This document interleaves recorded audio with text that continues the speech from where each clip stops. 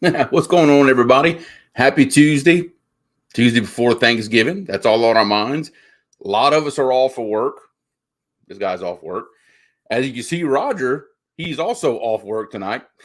He is, first off, happy birthday to my brother Roger, but he is enjoying his birthday with his daughter. They decided to take him out tonight. So hope you enjoy your birthday, Roger. I think pretty sure he's probably listening in just to make sure I don't mess nothing up tonight. But so it'll be just us tonight. Y'all are stuck with me again, solo for another night. So I thought for a while about what we were going to do for a show tonight. And as I'm thinking about what we could possibly talk about, because there's 100 things that we could discuss. And as I'm thinking about tonight's show, I'm just kind of playing around. And most of y'all know that I just got these crimping pliers and the crimps, and I've been starting to crimp my rigs and do things a little bit differently. I start playing around, just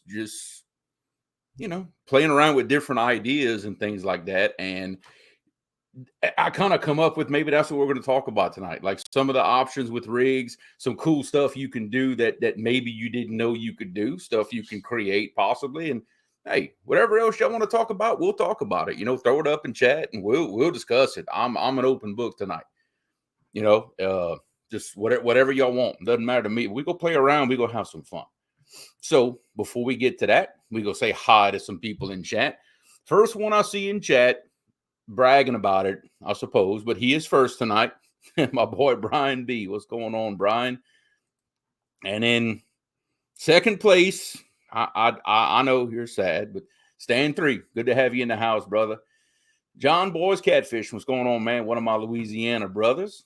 And another one of my Louisiana brothers, Big Wrench Catfishing. What's going on, Brian? Yes, happy birthday. Happy birthday to Roger. Happy 72nd birthday. I hope you enjoy it. Don't hurt yourself tonight. 922 Crappie Barbecue in the house. Wild Turkeys in the house.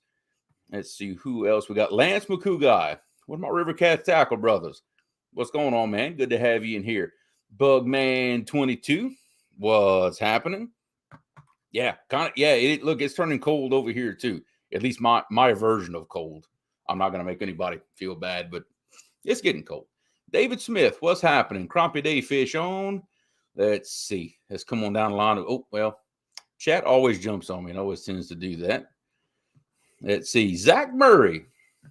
What's going on, man? Good to have you in here, Zach. Chucky, what's going on? Well, there's my wife. Hi, honey. She's like 20 feet that way in the next room. But yeah, hi, honey. She's here to troll me. She knows I'm doing a show by myself. So she's here to troll me and make sure I stay, I don't know, whatever it is. I can't think tonight. Dave Garcher, what's happening? Rowdy All. Stand 3. Art class with Creole tonight. We go do a little show and tell. Like I said, I just been kind of playing around with these crimps and, doing all kinds of weird stuff. And I don't know. I figure I'd show y'all what I've been up to. And it might inspire a few things. You never know. Missy Kennedy, what's going on? Curtis Cunningham. We got Daniel Berry Sports Highlights. Been seeing that name a lot in everybody's chats lately. Welcome. Thank you. I appreciate you joining us. Fishing the Mid-South. What's going on, Mike? And there's Mr. John, River Cast Tackle himself, the man. You want some awesome deals on some Ancient Mariner stuff right now? I'm not legally allowed to tell y'all how cheap the reels and rods are right now. But if y'all private message Mr. John or send him an email, Rivercast Tackle, y'all going to find out about it. I know about it and I still don't believe it. It is incredible the deals they got going on right now. My boy Jerry, Parker Pursuits, caught another big fish that I happen to see a picture of. So Jerry's doing Jerry things, catching big fish. I love it. Cool Cats Fishing. What's going on, James? See, Mad Cat or Catfishing. Harold Bolton in the house. Mr. Don Johnson's in the house. Let's see here. Well, jumped on me again. You swear I've never done this before. Lyle, the man himself, Catfish Weekly. What's going on, Lyle? Good to have you in the house, bud. Greg Burtis, another one of my Louisiana brothers. Mike Greenwell, what's happening, brother? River Rat 3030, what's happening? LG Bass. Clearview Outdoors. All right, we got all the river warriors in the house, so y'all better tighten up. Someone asked about my hat and where to get it. What y'all are seeing right here, let me get it right close in the camera here. That is my Operations Vets with Nets hat. I do represent Louisiana chapter of that organization. And if y'all go to that website, which is, let's see, I can put it up on display for y'all real quick. There you go. That website right there, scrolling to the bottom, operationsvetswithnets.org. I can order y'all one of these hats. But thank you, honey. She's keeping me honest. I like it. River Chronicles. What's going on? We met him fishing with El Gato the other day. Good to have you in here, brother. Appreciate it. Uncle Jeep. Everybody's favorite troll, man. We can't do a show without Uncle Jeep. What's going on, man? Justin's Fishing Fetish in the house. How's it going? Let's see. Yeah, hey, Stand 3. Yes. Glad you like it, brother. Because look, it's some great stuff in there. It really is. There you go. Big Wrench throwing up also the vetswithnets.org website for all y'all to see. Okay. I think that covers everybody. And look, I apologize if I miss y'all. Like I said, I'm all by my lonesome this evening. So we'll say hi to everybody as they come in to make sure I see and I keep up with everything. So, like I said, rigs, crimping versus tying knots. Oh, look, I cannot forget about my OG broadcast brother. What's going on, Stan? Good to have you in the house, my friend. So, like I said, we were talking about rigs, tying knots versus going to crimps and all this stuff. Now, I will be the first one to admit two things. One, I personally never had a knot fail on me. I just never have. I used to tie polymer knots on everything, and then I would snell my hooks. I've never had issues with knots, so it's not because of a knot failure that I switched over. I switched simply because for me it's a cleaner and a faster way of doing things. It really is. And as I'm starting to, because I tend to just I get bored. I start thinking on my own, which is a dangerous thing sometimes. Trust me. Actually, anybody who knows me personally, me thinking is. So I start coming up with little ideas and like, hey, I've got these tools now. Can we do some different stuff? Can we, maybe create some things? Because I'm all about making stuff instead of buying it. Because normally you can make something a lot cheaper. You can buy it, right? Well, for those of you that know, and I do not have one. No, I do not. I thought I maybe had one sitting on my desk right here. But a Kirby rig. Everybody knows what a Kirby rig is, okay? Piece of wire, stiff wire, float in the middle. It's got usually some glass beads on it. Makes a lot of noise. People use that a lot, saltwater fishing, redfish, specks, things like that. Look, those things aren't cheap, right? They just aren't. And some people also use them like for floats on bumping rigs or dragging rigs and things like that. It's a useful tool. A lot of people know what a Kirby float is. Well, I kind of have my version of a Kirby float, but essentially it's made with, using the River Cats tackle gear and getting creative with my crimps. But this is what I came up with right here. Okay. And all this is 2 barrel swivels that I crimped on some 150-pound leader. And it's got a 2.5-inch oval peg float in the middle. And yes, I went on Amazon and I found me some purple beads. Yes, I have purple beads. The rattles are going to change color as soon as I pick up my next order from Mr. John. But right here, guys, I just took these that crimp and I made myself a homemade Kirby float. Call it a Creole float, whatever you want to call it. But now this right here, I can tie this in line on some dragon rigs. I've got that ready to go. I have got, I can put this on a bumping rig as a float. I can do whatever I want with this. So just something, something cool that I came up with. The name of my scales. I don't remember the actual brand name of my scales. I'll be honest.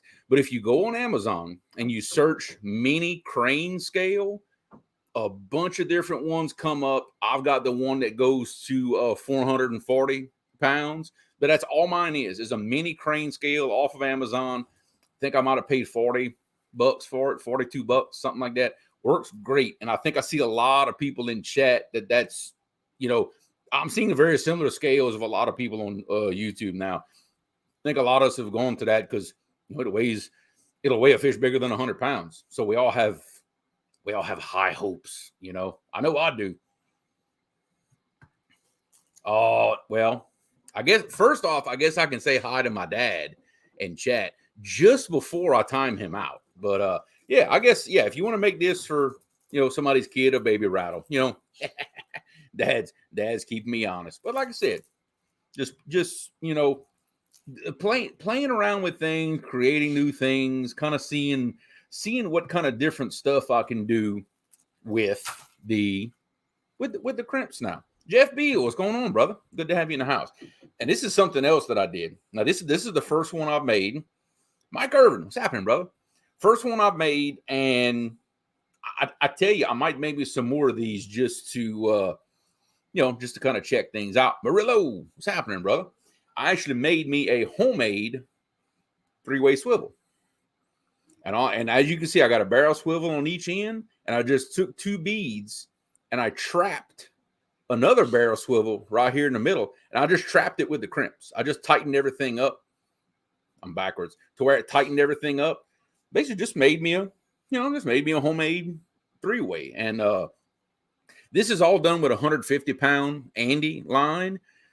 I could go even bigger if I wanted to, and get 200-300-pound line, bigger crimps, and really make these things ultra strong. But I mean, guys, this is a 150-pound leader. If I break this, then hey. But like I said, this is stuff you can do, and the materials didn't hardly cost me anything. Okay, these pliers are the most expensive thing. They were $31. These are the Booms, I think CP4 crimping pliers off Amazon, and I bought a little $1 container from Walmart. But that's a little container to keep my 2 different size crimps.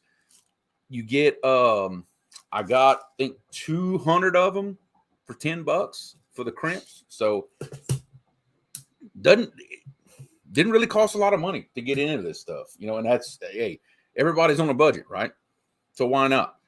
But like I said, just sitting here playing around, doing rigs, tying up different cool little stuff. But like I said, why not? When you've got the tools to do it, why not? Yeah, and Stan's right. And hopefully, for sure, Friday, I'll be going out. Plan is to go live. I want to make 2 trips this weekend, being I'm off, because today was my last day at work. I don't have to go back till Tuesday. So I've got time. I'm making 2 trips. If I got to go by myself, whatever, so be it. We going fishing. I have not been on the river in over 2 weeks. It is time. I know for us here, I'm sure it's the same for everybody else. It's still dry. We did get a little rain, got a little bit of weather with the rain. Rivers are still very low. I'm having to kind of plan around that with my fishing trips, find the appropriate boat ramps to put in so I can get to where I need to go. It's always a struggle, because I'm trying my best to get to these places I want to fish, but the boat ramps that are close by, naturally, I can't use. So it's always a struggle of, can I get there? Can I actually get to the places I want to fish? That's been tough lately. Stan, I haven't been fishing with these yet. Not just yet. Like I said, these are tied with it's 150-pound Andy crimped, and it's good quality aluminum crimps. It's pretty much a low buck way of doing things, right? Okay, this is actually a very good question. What size crimps fit what size line? When I bought my crimps, it had a chart on Amazon that showed what size crimps to buy, and it fits certain mono. I can tell you now that these are, I'll see if I can show them, if my camera will pick it up without fuzzing it. Okay, right there. These are aluminum oval shaped crimps. Okay, they're not the double barrel. This is what they recommend for mono, just aluminum oval-shaped crimps, okay? And this one I'm holding in my hand is a 1.5 millimeter crimp. That's what I use for my 150-pound line. And the others that I have are 1 millimeter crimps, which that's measured by the inside diameter, just like you would a pipe. And those, they say it's from 80 to 100-pound line. And I can tell you that that's true because I use both. I use some 100-pound mono and some 80-pound, depending on what I'm doing or which one I grab. And the 100-pound fits extremely tight, and the 80-pound is still fits nice and snug, but you can tell it's a little more loose. So it's the one mil will do 80 to 100 pounds. But at the place I bought them, I said off Amazon, nothing fancy. It had a little chart that showed exactly what size crimps you need for what size mono. But that's what I'm using right now. And I can tell you the 80, the 100, and the 150. I tied a piece of line with a loop crimped on each end. I went out on my front porch, hooked it in one of my big hooks, and I just pulled on it with a piece of pipe till something broke. I broke probably 5 or 6 of each poundage of line. You know, no scale, no nothing, just pulled till it broke. And never once did it break at the crimp. It either broke dead in the loop that was hanging on the hook, or it broke right in the middle of the line. So every time the line failed and the crimp held. So that was all the confidence I needed that I was doing things correctly and to move forward with the crimps. Danny Stone, what's going on, brother? Good to have you in chat. We just chilling out. We just hanging out tonight. What's going on? Fishing for Whiskers. What's happening? Well, we hope you have a blessed Thanksgiving too. I know I will. I'm gonna eat good. We going to Dad's. He's cooking, and we go eat. That's for sure. Ernie Brown, what's going on, man? I sure hope you get to doing better. I know you're hurting now, so hopefully that eases up for you, my brother. We'll be praying for you just in case, because you know it's that it's that kind of night, right? Means we having a slow and easy night. We just sitting here talking. What I'm gonna do, just in case somebody wants to come up, talk about whatever. I posted I posted it twice, both channels, but I put the link right there in the chat. Hey, somebody wants to come up, talk about whatever, you got something to promote, or hey, if somebody wants to come up and we can look at a body of water that you've been looking at, hey, we can do all of that. So, like I said, it's a slow and easy show tonight. But while I was playing around, I was also, yes, Bobcat, yes. Beans, we're broadcasting this on Roger's channel. I'm going to say yes. Now, if we were doing this on my channel a little later at night, you know me, anything goes. Anything goes on that. It does not matter. But yes, Beans were on Roger's channel. Yeah. I mean, I know everybody's dying to see something like that. Chad, what's going on, brother? What's happening? Yeah, sure, man. I can show a rig. Let me see. I think I have everything I need sitting right here. Uncle Jeep, I'll be honest, I don't have pants on right now. Nah, just kidding. But I mean, hey, you can only see from here up. So maybe I don't. Right? Maybe not. That's what you don't know. That's the mystery of it, right? Bobcat, look, I'm not gonna lie. That's one of the funniest things I've seen in a while. I just about choked when you popped up in that chat, man. You are my hero. I'm not gonna lie. You were my hero when I did that. All right, so yeah, why not? Let's crimp a rig on camera, right? So y'all can watch me. Green screen, yeah, okay. I bet it is. So I'm going to go ahead and get me a couple of crimps and put them out in front of me right here. Kind of do something off to the side. I'm going to grab, what did I grab first? There we go. Andy, 80-pound leader line. Now, one of the things I like best about crimps, and that I personally struggled with tying knots, I'm a little OCD about things. I like all my rigs to be the same length. Whatever I decide to tie, I want them to be the same length. It'd be a little cold for that right now. It would be a little, but yeah, I mean, I see where you're going at. I like everything to be the same. And with knots, I could never get them the same. They were always, like this. And it always irritated me. The best part is with this, I can literally pick a spot on my table here, measure a piece of line out, and add an inch each side for the length for my crimp. And it's gonna be the same every time. So what I'm gonna do, I'm gonna tie one of my rigs that I like fishing with, right? So what I tie is I break off about 16 inches. Okay, 16 inches of line. I'm gonna go ahead and snap that off. Let's see. I'm gonna use one of these RCT 3-ways, which is a hard swivel with the beads in the middle, and they glow in the dark. Now, this is how you do these crimps, okay? You got to start out with a piece of line, and make sure a good tip for this is when you clip it at a little angle. Don't clip it straight across. Leave like a little 45 or something in it. It makes it easier to go in the crimp, especially when it's kind of tight like these are.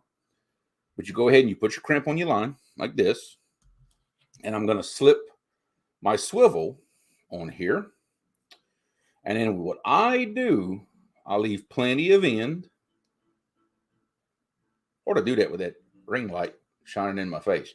Okay, so I'm gonna have plenty of line passing through the crimp. Now here's what I do, and I saw this on YouTube, and I'm fancy, but I got me one of these butane, but you can do this with a regular cigarette lighter. And I actually melt that end just a little, and I tap it on something. See how it flattens it out like that? Makes this little bulb on the end, and it's kind of flat. What that does, that's just that little extra prevention to keep that line from pulling through the backside of the crimp. So I just take it like this, and I tighten it up. I don't tighten it up all the way. I leave myself a little slack. Then I just take it, find, just like a pair of pliers that you'd crimp wires with. You find the appropriate size for the crimp that you are using, which in this case is my center ones. Make sure the crimp is standing straight up in the pliers. So the long side is going against the pliers like this. That's how you want to line it up. And also make sure that you have a little bit of crimp sticking out on both sides, okay? Because what you want it to do, and when we press it, we're going to show that. Okay, I'm going to go ahead and crimp it up. Don't take a ton of pressure. Just put a little pressure on it. Must have hit a button. Okay. And what you want in the end, see how it's mashed? See how it's mashed, but it makes a little flare like on each side? There you go. Now you can see it good. That is a good crimp right there. You want that little flare on each end of the crimp. That way it doesn't dig into the mono and cut everything up. But that's the way I was shown to do it by a couple of saltwater guys on YouTube that I watched. And I'm repeating what they do. Go back and chat, make sure I didn't miss anybody while I was getting all this stuff ready. Okay, yeah, we're cool. So that's my one connection made. Now, what I do for my rigs, this is me personally, I actually add a second swivel in line. But what I like to do is I like to take 2 rattles with 2 beads and I put them on. So I'll take a rattle and a bead. Then I'll take another rattle, if I can get it in there.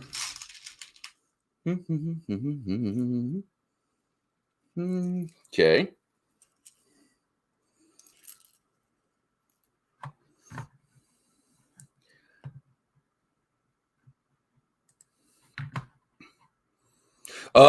No, actually, Jerry, I don't. I know some people do, and there's nothing wrong with that. I don't. That's why I make that little melt and that little flare on the end. I don't leave a tag on it.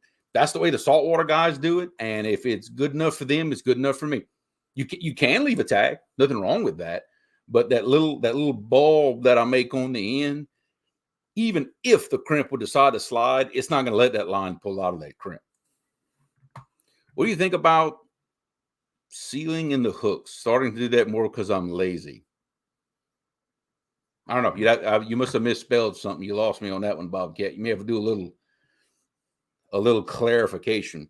Now, it's taken me forever to do this one, but yeah, I can tie a bunch of these rigs in no time with this stuff. So same thing. I got my crimp on my line. I got my big heavy duty barrel swivel. And I'm going to do the same process that I did before. I'm going to loop it through, push me plenty of tag through so I don't damage anything. I'm going to melt it, tap it on something, make my little bulb on the end there, and just pull it tight. Not real tight, just snug it up. And I'm going to press my crimp. And we're good to go. So that's the first half of my rig right here. Okay, I'm going to try to get to where y'all can see the whole thing. But I've got my three-way here. And I see I've trapped these rattles just ahead of this swivel. And y'all can see why I do that just in a second. Okay, but that's the first half of the rig right here. So next thing I'm going to do is, if I can grab the right spool of line, we're not using 150 on this one. I'm going to grab me another piece of line, about a foot, something like that. And these crimpers also have line cutters on them, and they work great. But also a pair of nail clippers, guys. A pair of nail clippers work great. I can cut that 150-pound Andy with just these little fingernail clippers. Works excellent. So next, I got to find me a hook. I know I got one somewhere on my desk. There you go. Use one of these RCT 12-aught offset circle hooks. Perfect. Now, snell knot. I know everybody has a little different way of doing their snell knot. I use the no knot snell. It has never failed me yet. That's what I'm going to do. Jerry, that's a good question. And as you can see, I'm fixing the snell. I will always snell my hook. I have tried using hooks that are crimped on instead of snelled, and my hookup ratio went down. And that was with a straight hook, or especially these. You've got to snell these. You don't have a choice. Even with a straight shank hook, my hookups are better when I snell a hook. I am 100% absolutely snell a circle hook. For me, that's just what it's going to be. What's happening, brother? Boom, boom, bam. What's up? Oh, nothing. We just tying some rigs, brother. And I saw that question about the crimping the hooks in. And yeah. That, I'm like, all right. I've tried. I tried them. I tried them. And look, y'all know me. I don't miss fish. I just don't. And when my hookup ratio goes down to 60%, no, not happening. So I can't say I've never tried it. So and another little trick I do now, being I have my lighter for my crimps, I'm also starting to do this also, especially when I tie with my big line, my 150. I burn that same bulb in the end of the line like this. Y'all can see it. So that makes that little bulb on the end. Well, what I'll do, watch. I'll show you a little trick I learned. So you're still on screen. See, I don't have to just throw you out. See, I got to get that all set up. I'm loving that.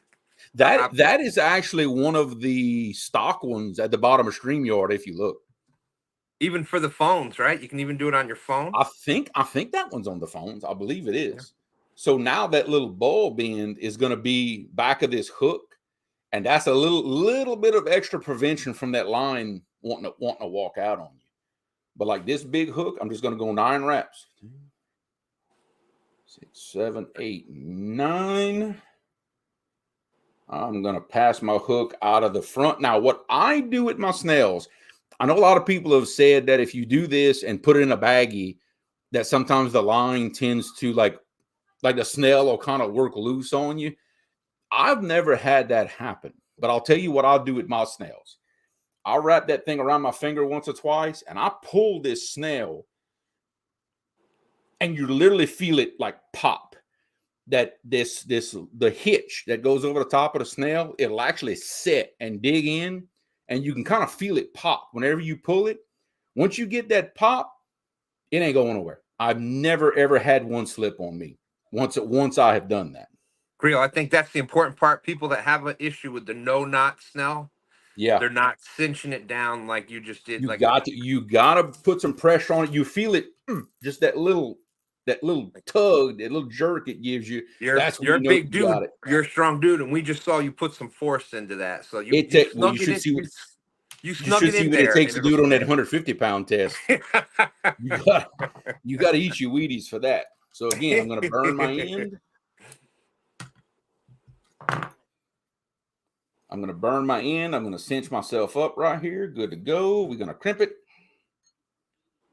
Now, like I said, I'm a lot faster doing this when I'm not teaching people how to do it.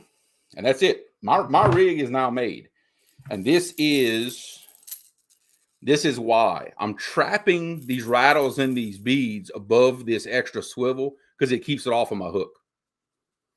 Okay, because I firmly believe that you do not want these rattles up against your hook. I feel that it affects hookups. I just do. And for me, this extra barrel swivel helps me in that stronger current with line twists when I use big baits and things like that. But this is my rig right here, and I'll use a clip right here to hang a weight off of. But 3-way, extra swivel with my rattles, and then there's my hook. That's my rig, and it's universal. If I want to run a 3-way, well, no problem. I'll tie me some 25-pound mono off of this, drop it down however length I want. Now it's a 3-way. Bumping rig, same thing, except this first piece of leader is usually 2 feet long. It's just longer.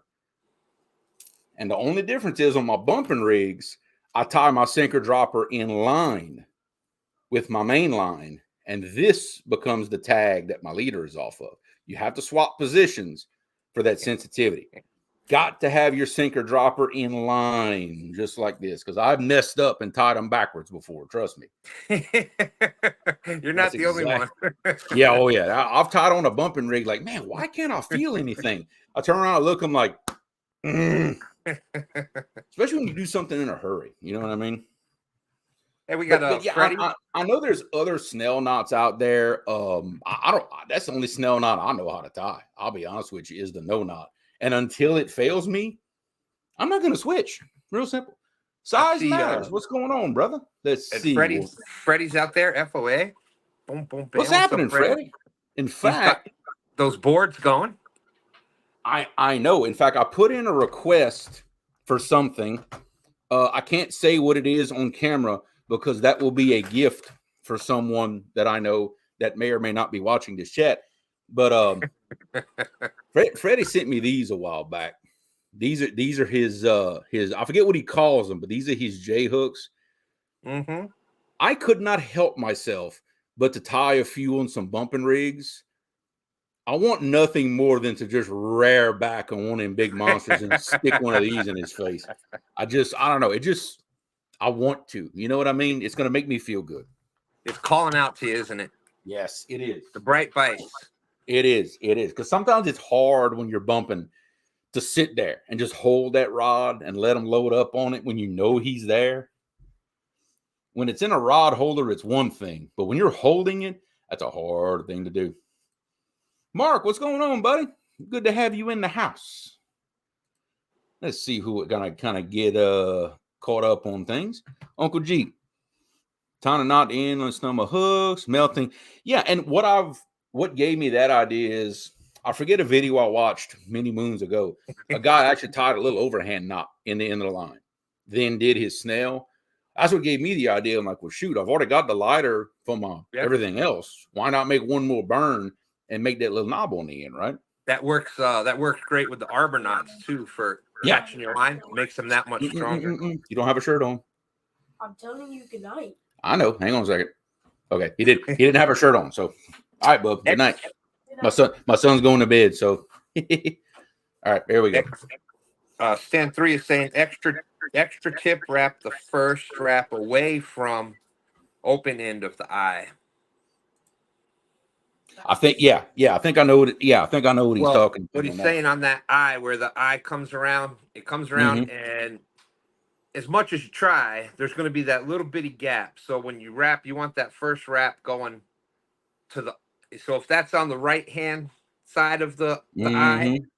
you want the loop going. You want it going to the left. So that Yeah, first one is going to be touching the closed end of the eye. that's right. Yeah, That That's exactly. I know exactly what he's talking about. Now, yeah, you move and it away from that little gap side to make sure. yes, And I have a habit on that, and I don't even realize it. I guess I hold my hook a certain way, and I wrap my line a certain way. That way, no matter what, it always wraps it on that side. It's just, when you always do things the exact same way, you're always, now if you're wrong, you're gonna be wrong every time. But at least you're consistent. You always do things the same way. now in FOA, Freddie's got some of the hooks that have that heat shrink that's at the bottom of the eye there. Yeah. So that Mm-hmm. actually prevents that, and that's It great for covers. cinching down. That'll also help, like we were talking about before with the no knot snell. That'll cinch that no knot down Yeah. in on the hook also. Let's see. Just like I keep you some Freddy hooks in my bag, just like this right here. That's what you're talking about right there, Yep, Stan. yep, that's it. Yep. You got that little piece that covers that little gap. That way that way you're good. That's the uppercut right there. Yep. I'm old school. I like that. I like the straight eye inline hook. That's just me. Yeah. That's The what I prefer. offset, But if a true circle hook does not have an offset. Yeah. A real honest to God circle hook, they are straight with non-offset, which will work very consistently every time. The only issue that you have to be careful of, especially with yellow cat, flathead, whatever else you want to call them, when they want to bite and just sit there and look at you, then you got to kind of figure out how you're going to get that hook in them, which I know Epic, we've all seen him do his Shaolin hook set. That's to try to make that hook go sideways and dig in that corner. right. Right. But that's where an offset circle hook starts to kind of take up that gap, is you can still load a rod up, and that's when you see the offsets, pop out the top or something like that. They'll still find a way to dig in and get that fish. And that's what's great about those. We just got that tackle pack in from River Cat Tackle, Mm-hmm. Mr. John Cyclone. There, I had a pleasure talking with him the other night. Sat there probably for about an hour talking. Oh yeah, great dude to talk with. But anyways, that's what you're talking about right there, Bobcat. Octopus style hook with an offset. Yep, that's the one. Yep. Hey, and that's I'm old school, so that's what I prefer. But that big gap that you showed right there, I'm convinced that we have lost some absolute monsters on the FOA down rods because it just came up. It didn't go to the side. It didn't go to the side. It just kind of came up, launched down on it, and went back. Well, you get that tooth pad on I don't care if it's a monster blue or a monster flathead. You know what? How does Epic describe it? Where it's as big as your wrist. Oh yeah, and it can't get around it, and it's going straight back. Well, the hook can't get in there, and you end up missing some of them like that. Yeah, so I know that we've missed some monsters like that. I've had that happen to me, and I know, Stan, y'all suspend a lot. I know you've seen this happen more than once, where you get used to the visual of the rods being loaded up. Then all of a sudden, you look at one rod, it's straight. Like it ain't got no load on it. You're like, oh, yep. You start reeling. That fish hit it and come up with it. And you're sitting there trying to catch up with him. Essentially, you're pulling the hook straight out the front of his mouth. That's a hard hook up to get. It really is. To me, that's probably one of the hardest situations to get a good hook up on a fish, is when they hit a suspended rod and come up with it. Yep, absolutely. And speaking of that coming up, I would say your active fish, 90 whatever % of the time, they prefer to feed up. They prefer to feed up. It's much easier for them to go up than to bring their body down onto food like that. So that's why your spooks, your Kirby rigs, your floats, et cetera, your down rods, suspending rods. That's why all that works so well, is because that bait is up off the bottom. It's putting more scent out there, and it's a natural, especially flatheads. I mean, man, look at flatheads. If they're not designed to scoop up they and are. eat, man. They're designed to feed that way. And anybody who's bumped for more than about 5 minutes knows what it's like to just be bumping along, bump, bump, bump, and all of a sudden, why can't I feel bottom anymore? Then you start reeling up, and that's why the fish hit it and just comes up with it.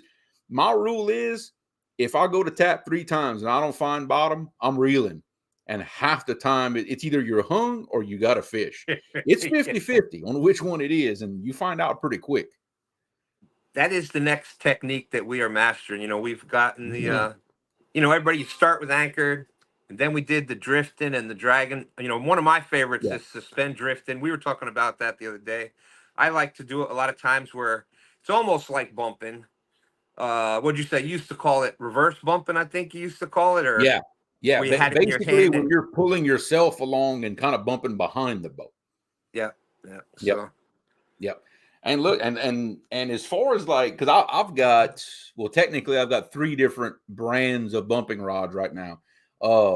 Pretty much from budget to way out of budget, but doesn't matter. I got me one anyway. But as far as a budget setup goes, and I have caught a ton of fish on this very setup, is my little B&M bumping rod. You can still get these things for like $65-$70. It's a great rod, extremely sensitive. And right here, this Akuma Convector bumping reel, I think they're 110 right now. Places at Tackle Bandit, you can get them on Amazon and stuff. And if somebody's wanting to really get into bumping but on a tight budget, this little setup right here will get it done. I mean, I know a lot of guys who bump with the B&Ms. I think Mike Greenwell to this day still uses B&Ms. I have them as secondary and third rods. I've got an Uncle Lou bumping rod, which is incredible. I love my Uncle Lou rod. I've got a Black Horse on the way. Kind of not fair to compare a production rod to a custom rod. So I'm not going to it's not fair to compare to that. No matter what. And especially a custom rod by somebody that pretty much designed a custom rod. You know what I'm saying? It's like, you're not talking just a custom rod. You're talking pretty much the custom rod. So. Yeah, exactly. And I want to say Richard put a low profile reel, the same low profile, on one of Freddie's FOA rods, a 6-footer, and makes a pretty decent little bumping rod in a pinch. It's because of the blank construction, it's sensitive enough.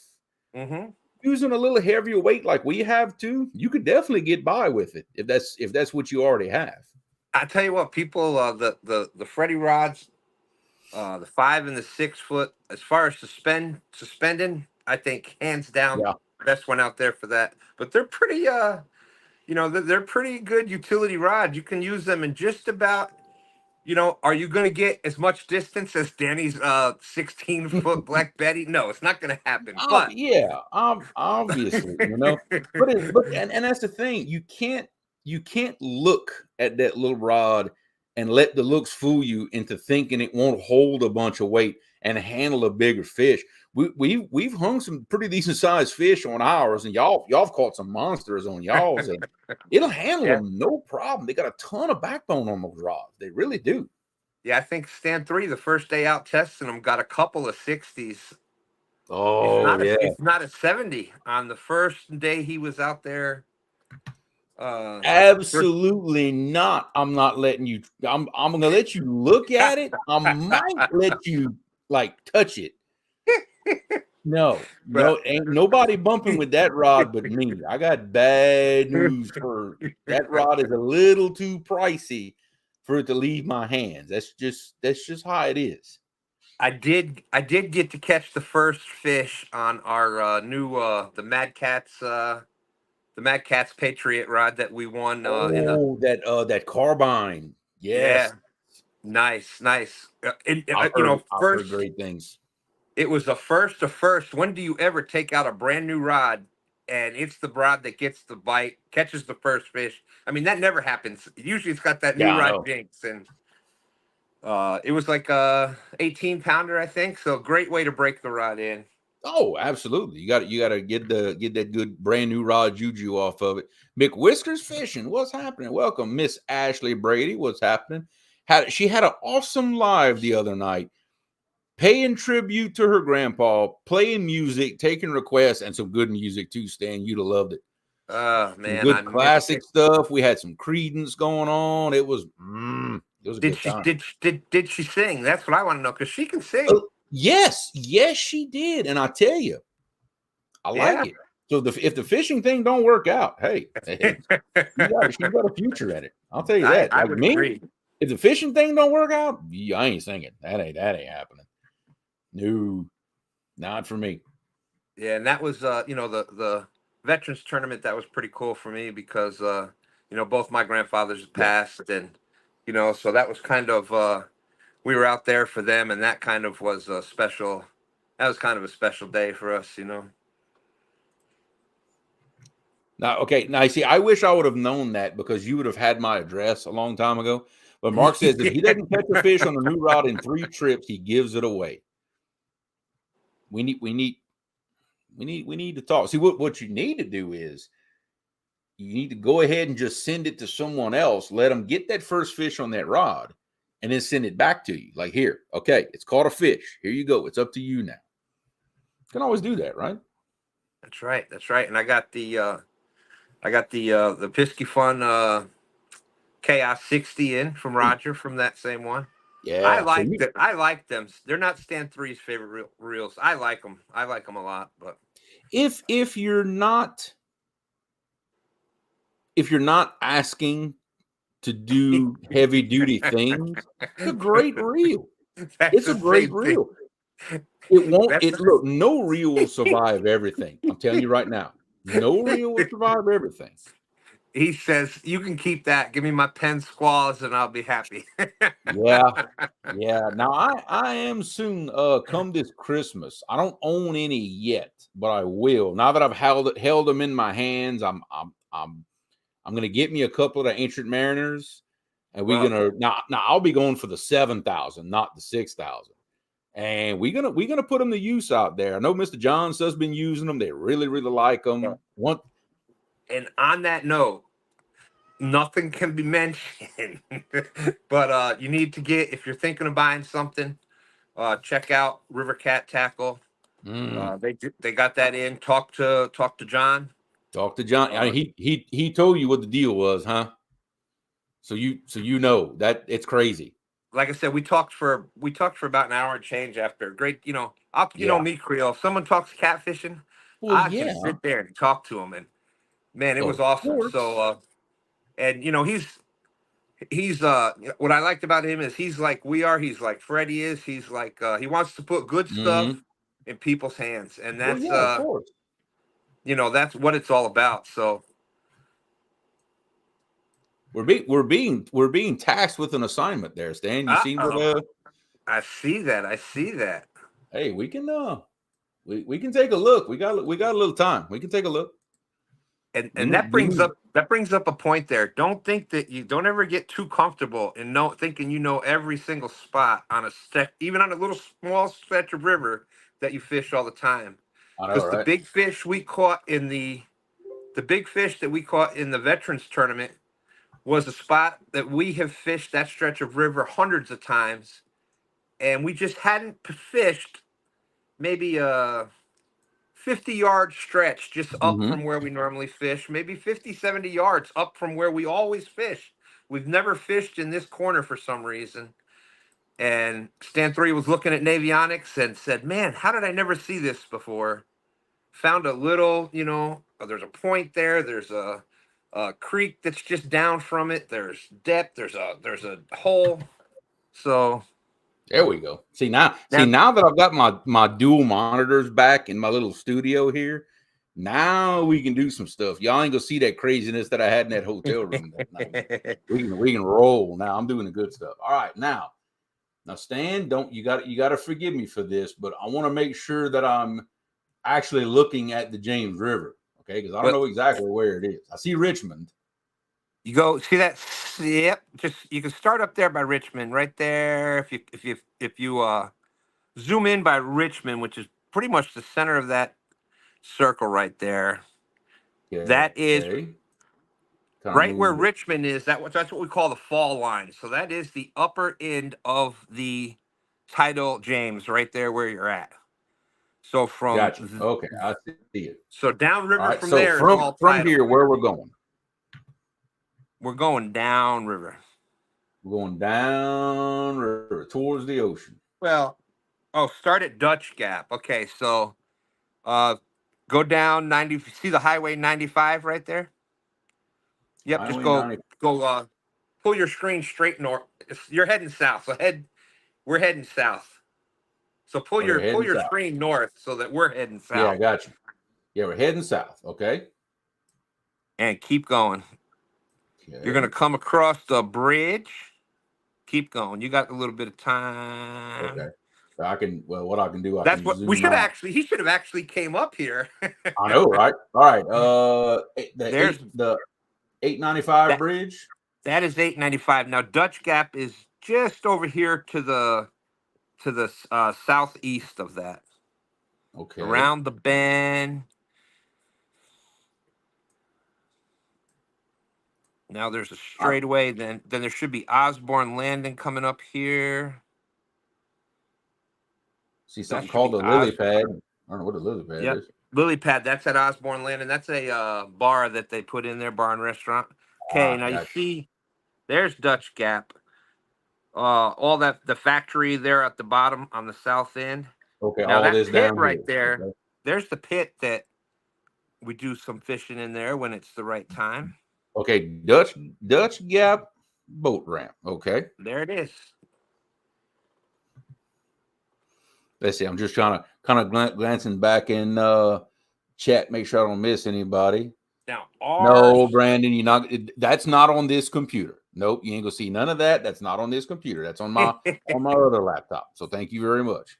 I've been trying to switch back and forth in both the chats, but watch. Let me just in case Stan 3 wants to come on up and show me this in person. I'm going to put this back in chat once again because he's watching. Oh, he's always watching.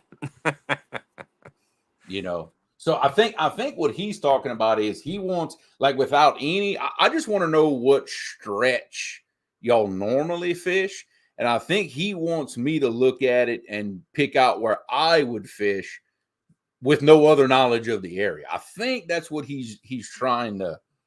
Yeah, because he's saying right here, don't influence him where we would fish. Okay. Now I'm getting the gist of. I see he wants me to look at it with a fresh pair of eyes, basically. So what I'm going to do is I'm going to back it on up. I want to find me a map that I like that shows me what I want to see. You can always come up here to the studio. So it doesn't change all that much from map to map. Okay, I'm going to go ahead and go with this one because I just like it. It's from 2019. Okay, that's the one we're going to show. So, all right. Let's see. I'm going to assume in Dutch Gap is kind of where y'all like to be. Now, the current, like in this picture here, is moving like from left to right, correct? Like it goes towards the ocean. From left to right, yes. Well, on the outgoing tide, yes. Yeah, see that's another thing that's going to throw me for a loop is the whole outgoing tide thing. That's not something I'm used to the current going always the same direction. And quickly. Yeah, and quickly. Yeah, that's another thing too. I mean, immediately something that stands out to me, and you tell me if I'm wrong in thinking this way. I'm going to treat incoming and outcoming tide the same way that I would treat a rising river would be an incoming tide. Falling river would be an outgoing tide. Yep. So am I correct? Our normal every 6 hours is say 3-ish feet, and on when the big moons and stuff, you're looking at a 4 foot. It'll come up 4 foot and then go back down. So every 6 hours. So am I correct to assume what's going on, Palmetto? No, it's not a rerun. At least I don't think it is. I'll check and see. I don't think it's a rerun.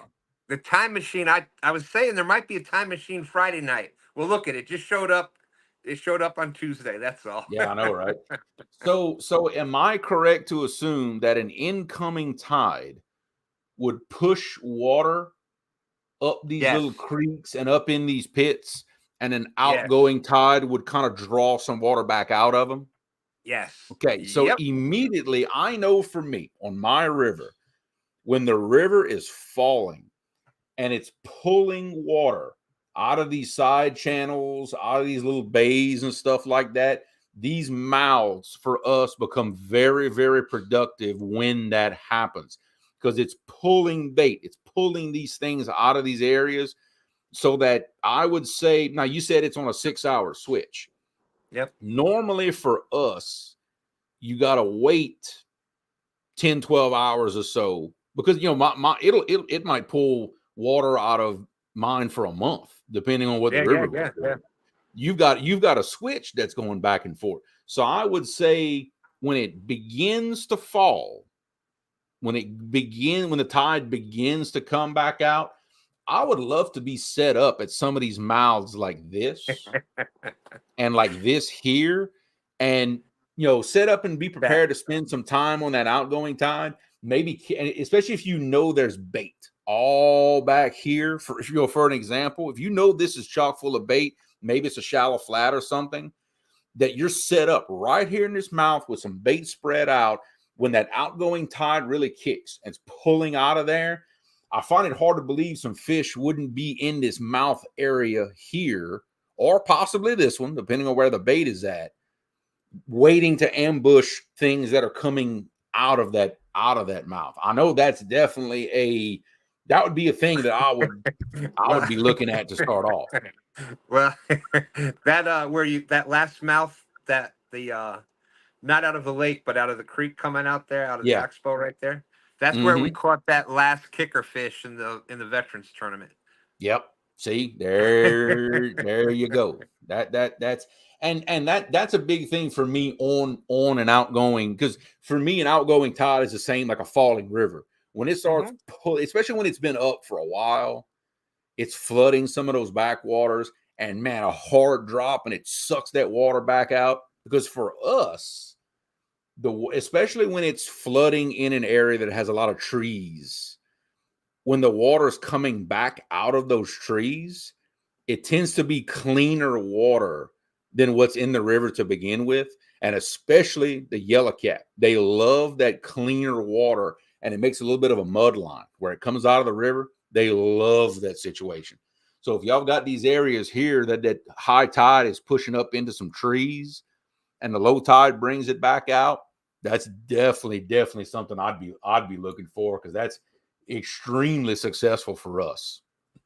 Now, right there, that three-way, I see Parker's talking about that. This the three-way where it's going straight down south. Or I guess that's technically a four-way there, but where that's going straight down south, that goes back, and then it opens up, and then there's sort of like lagoons back there, and that goes all the way back around to, it used to be in the wintertime, that was great back there, because that was the cooling fields for the where they say the mayor's house, and that factory over there is Dominion Power. It's a power plant.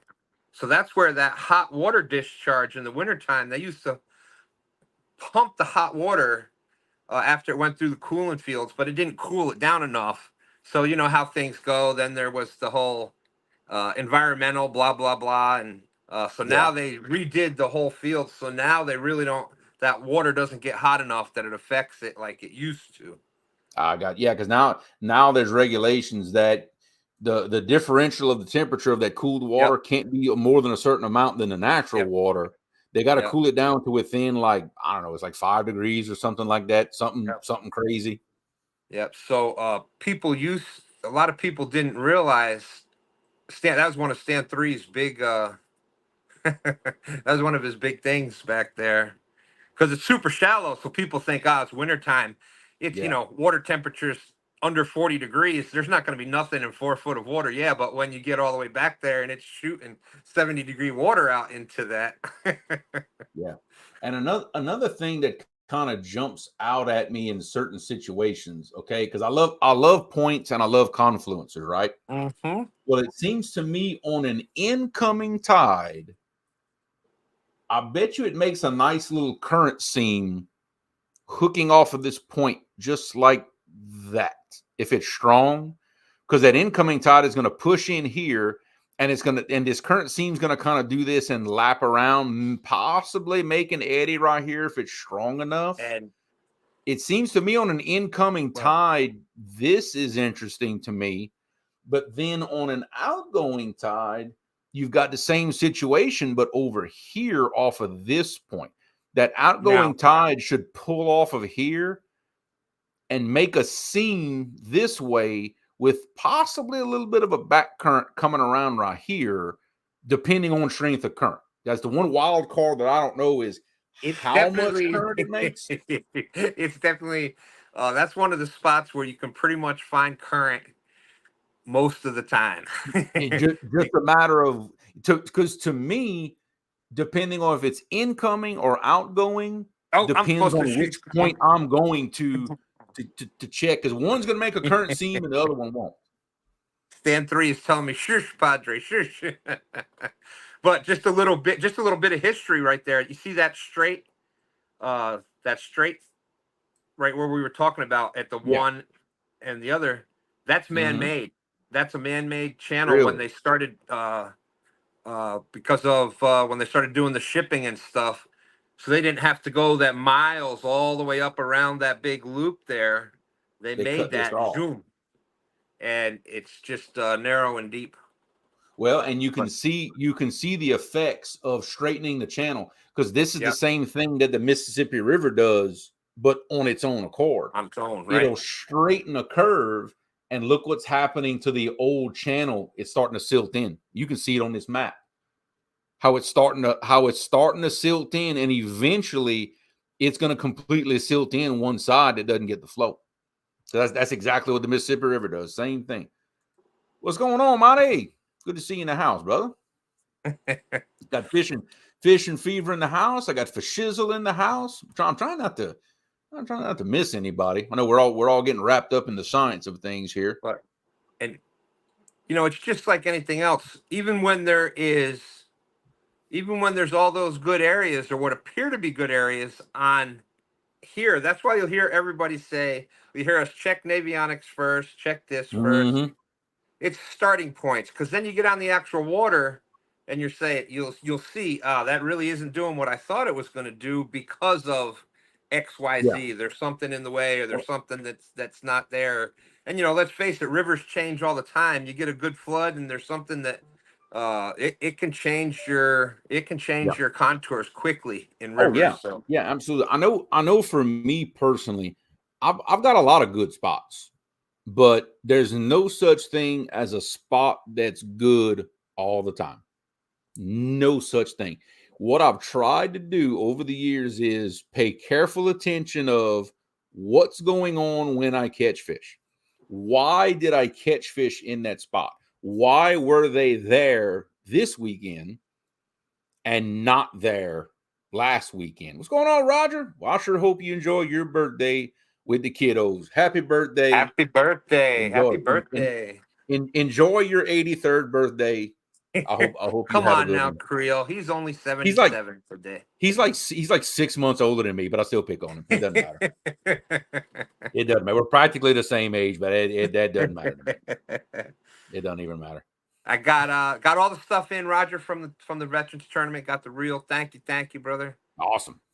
And we signed up. We have officially signed up with we've got the what do you call it? The form in, just waiting on Operation Vets with Nets to contact us. We'll be official members here pretty soon. So I imagine this spot. I kind of moved on down to the next. It looks like they did that a lot in the James River. They actually man-made these cuts, like to cut these bends off. So now essentially, y'all are fixing to have a bunch of oxbow lakes on the James River. That's what y'all going to end up with, because that's what these are making essentially is oxbow lakes. And it's kind of the same thing here. Depending on if you got incoming or outgoing current, it depends on which point is going to set up a current seam for you and possibly hold some bait, hold some fish. As y'all can tell, current seams are a big part of the way I fish, because they catch me fish. It's just as simple as that. Big, especially big current seams. I love mud lines. I love where two different pieces of water come together and make a mud line. I catch a lot of bait in those areas, and I catch a lot of fish. It's great for me. Certain situations set up these mud lines. And I can tell you from experience on the Mississippi River that when you have oxbows like this, which this is what you got. You've got an oxbows, right? Well, when it rains and you get a lot of rainwater back in these oxbows because they tend to be a little shallower, a falling river, or in this case, an outgoing tide, when it's going to want to draw some of this water out of these oxbows back into the main channel, I would think that it would set up a mud line right here.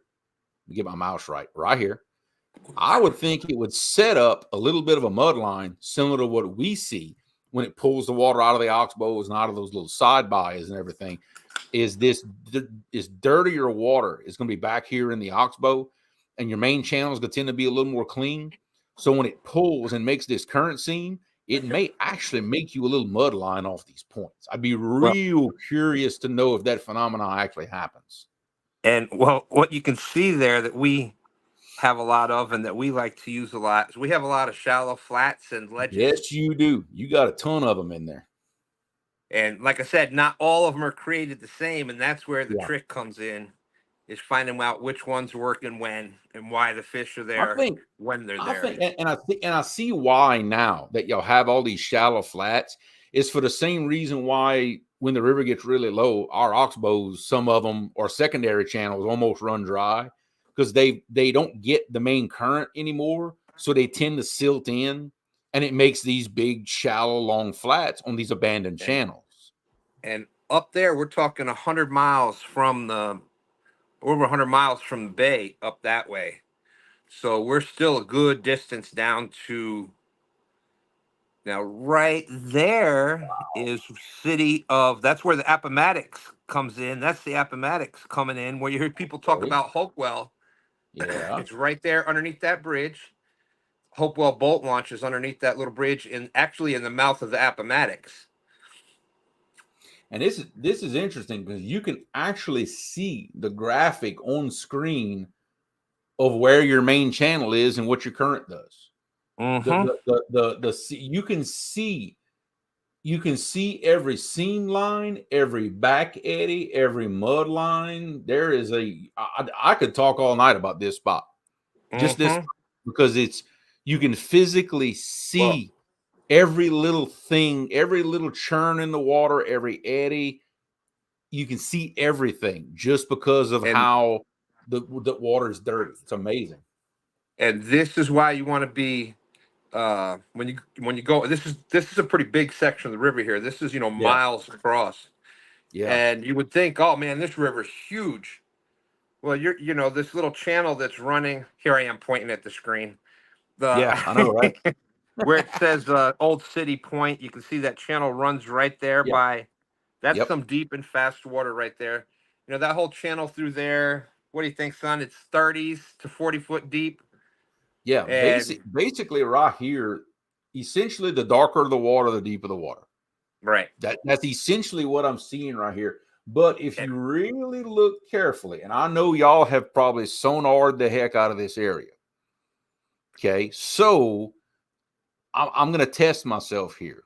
I'm going to try to pick out where I think some holes and features are on the bottom, and you just tell me if I'm right or wrong. But just by reading that water, I can already tell you that. In fact, I'm trying to line up my mouse. I can already tell you that you see behind this island where it makes this swirl right here. I would bet you anything that's a little bit of a deeper cut in that shallower water, like right behind this island where this current runs around. This is pretty deep through here, through this spot, because you see how it necks it down. I think here along this side, a little bit to the left of the main channel, so it comes and it wants to make this swirl right here. That's telling me that you've got some kind of a big change in the ledge. I'm thinking the ledge gets steep right through here, and then it kind of lays down and flattens out. That's why this water is kind of wanting to churn around, because it's trying to scoot around that outside where that ledge flattens out. So you've got a little bit of a shallower ledge here, but it's deeper here, and then it deepens back up right here, coming around this side. And then over here, behind this island, it kind of does the same thing. The island is actually way bigger than what it looks like. The island actually extends way out here because you can see way back here, the current is finally swirling around the back side of it and coming around. That just goes to show you that there's more to that island than what you can see above the water. And it's going to make a little cut behind that island because you can see where that water is coming around and making that eddy on this side. So it's got some real interesting stuff going on right here. So how close am I to what it actually looks like in there? Pretty dang close. Pretty close. Yeah. Now you can tell a lot by looking at this stuff. You really can if you pay attention. Yeah, and like Stand 3 is just saying, pretty much that whole side, on once you come down from City Point there, where we were just saying, there's got that channel right there, and then where you're talking about that island, that over there, that whole thing is pretty much just a huge mud flat. Yep. There's times where it's less than a foot deep. So where people get in trouble is they see this 3 mile wide section river and the water's going, and they try to go from running out of Hopewell here, and they try to shoot straight across up to that bridge over there, and man, they can get in some serious trouble. You get stuck out in that mud flat. Now, if you've had your lines in there and you know what you're doing, you can sneak through just where you can see where it's that little darker and lighter. It's funny he mentioned shipwrecks, Dan. I just found 2 of them. Yeah. What shipwrecks? Yeah, what shipwrecks, right? What shipwrecks? You mean like, let's see, like those 2, and you got a piece of one here, you got another one here.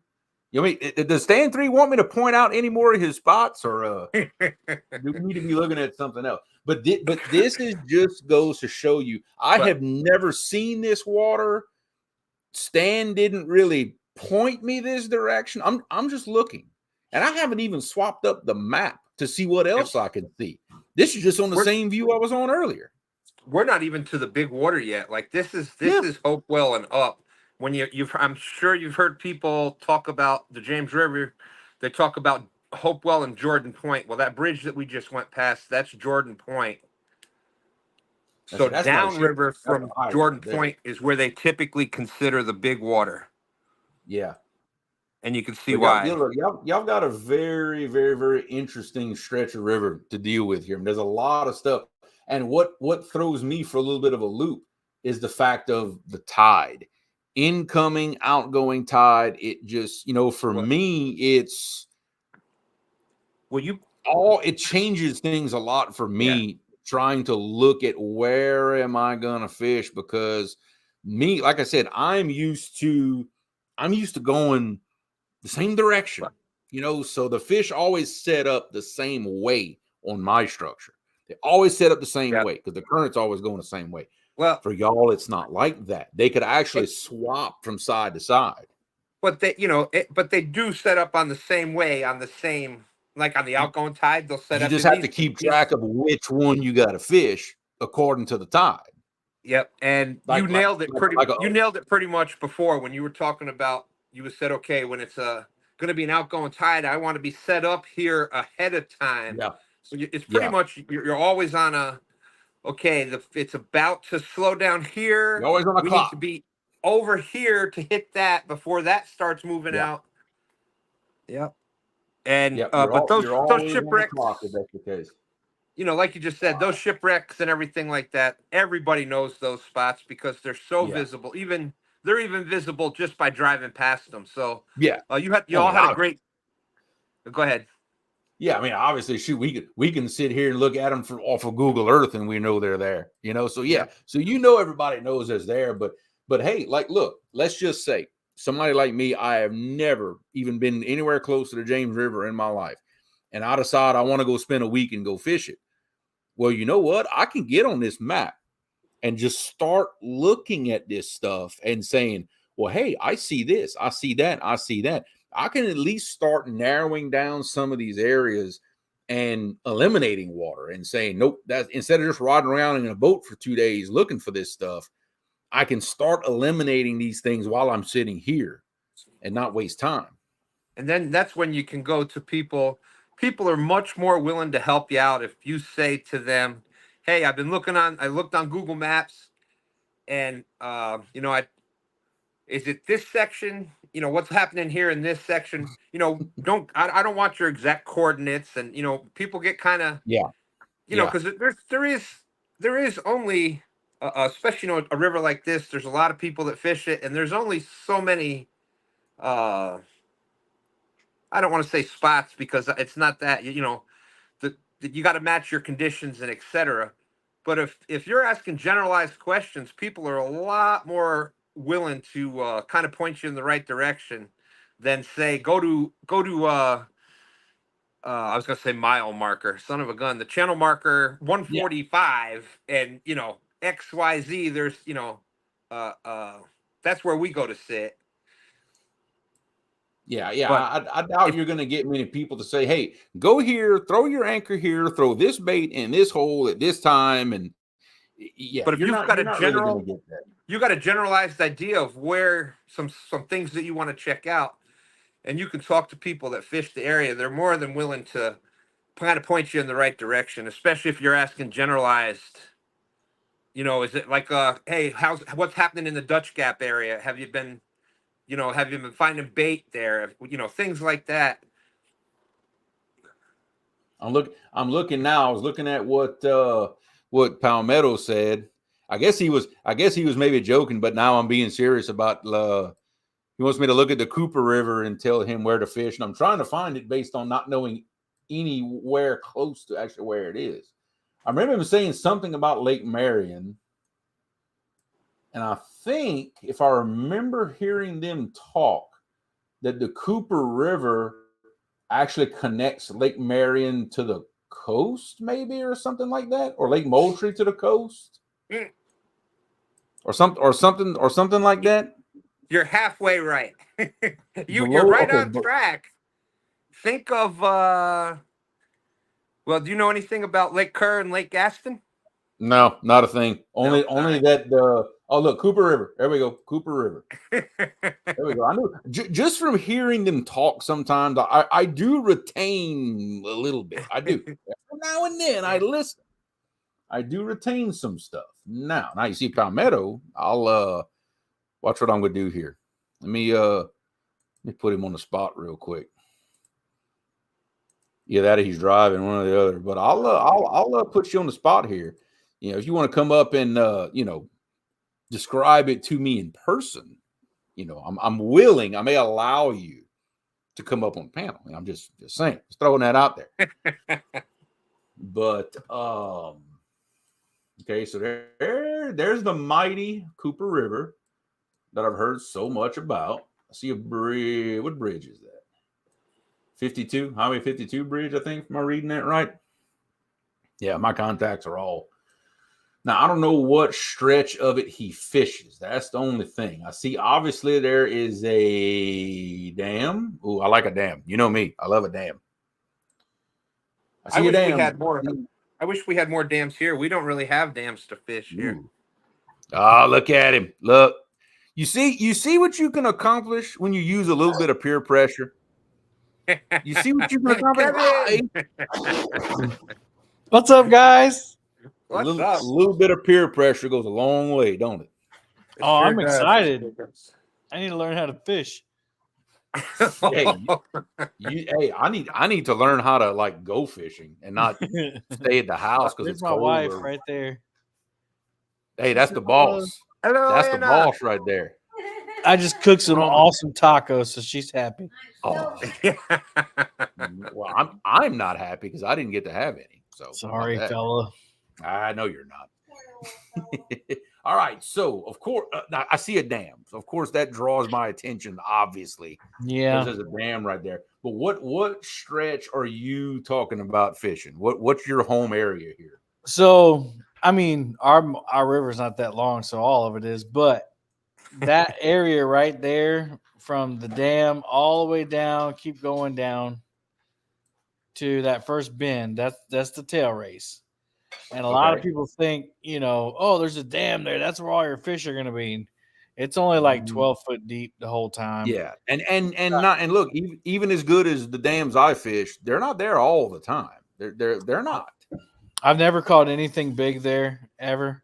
And the best thing about the dam is in like January, February, you can catch a lot of river or American shad and river herring. But I was live the other day, so if you keep going way down south. Holy smokes, there is actually bends in that river. Oh yeah, there's a lot of them. So right there.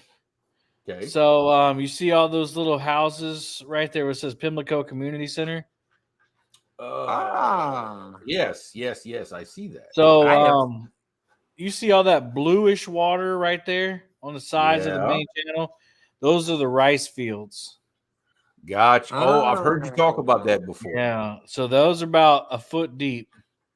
I can see so that. Here's a good part. You see off to the left, off to the right, where it says Cooper River, and then there's a green islands right there. Yeah, I see that.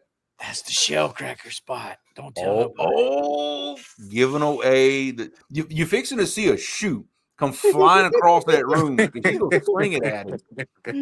Giving away her spot. Like, look, Freddie. Yeah, so if you go back north, this zoomed in like this. That's funny. All right, right there. So, or go back south a little bit. See, that's Mebkin Abbey. When we talk about Monk's Corner, where I'm from, that's why it's called. Okay, I got you.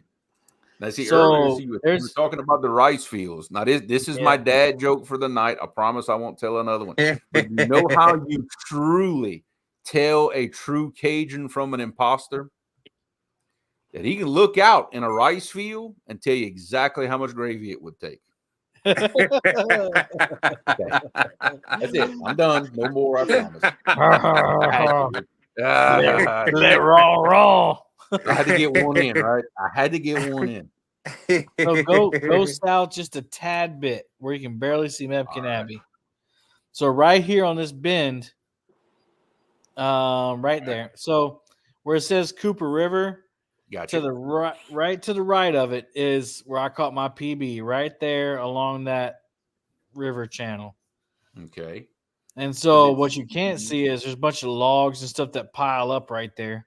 But I was live there right on that edge on yesterday, and I missed one. I mean, it squealed drag for like 15 seconds, and I picked up the rod and it was gone.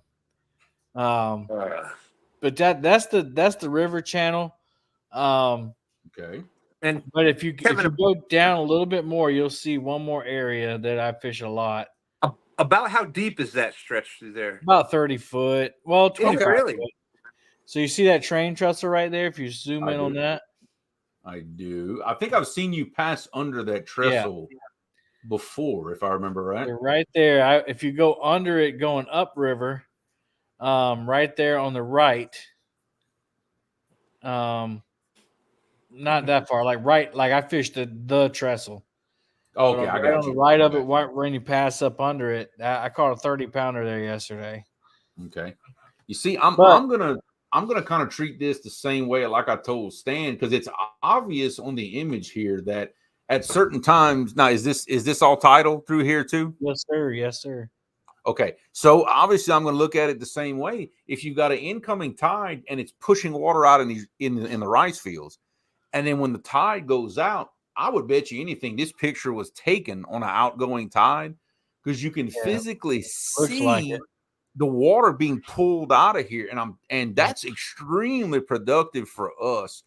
I find, especially during the spring, for some reason the yellowcat love hiding in that outcoming water, but out in the channel, they love those areas in the spring when they start feeding real heavy.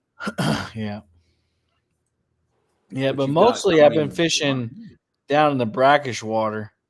So if you just keep following that down, I like how the water, your picture is like, you can actually tell the river channel. But right Well, there, it's all about finding that right map that shows you what you want to see. That's why I love the pro version. You can backdate it and just pick whatever map looks the best for you and just go with this one's from 2019. So that Chicken Creek right there, that's where we come out of the boat ramp right there. So these three, there's three convergence. There's a convergence right here, and you can actually tell the water, like you said, is going out. It's an outgoing tide. Yeah, and so you got the water coming out the creek. Mud line. Yeah. Wow. Look Well, at it's that actually, I think it's what it's representing is like salt, like the brackish water, and then fresh water meets that brackish water. Yeah. Either way, it's still a mud line. You know, right there where that we kind of have that going on too. Yeah, right there where your cursor is a 60-foot hole right there because it churns right there.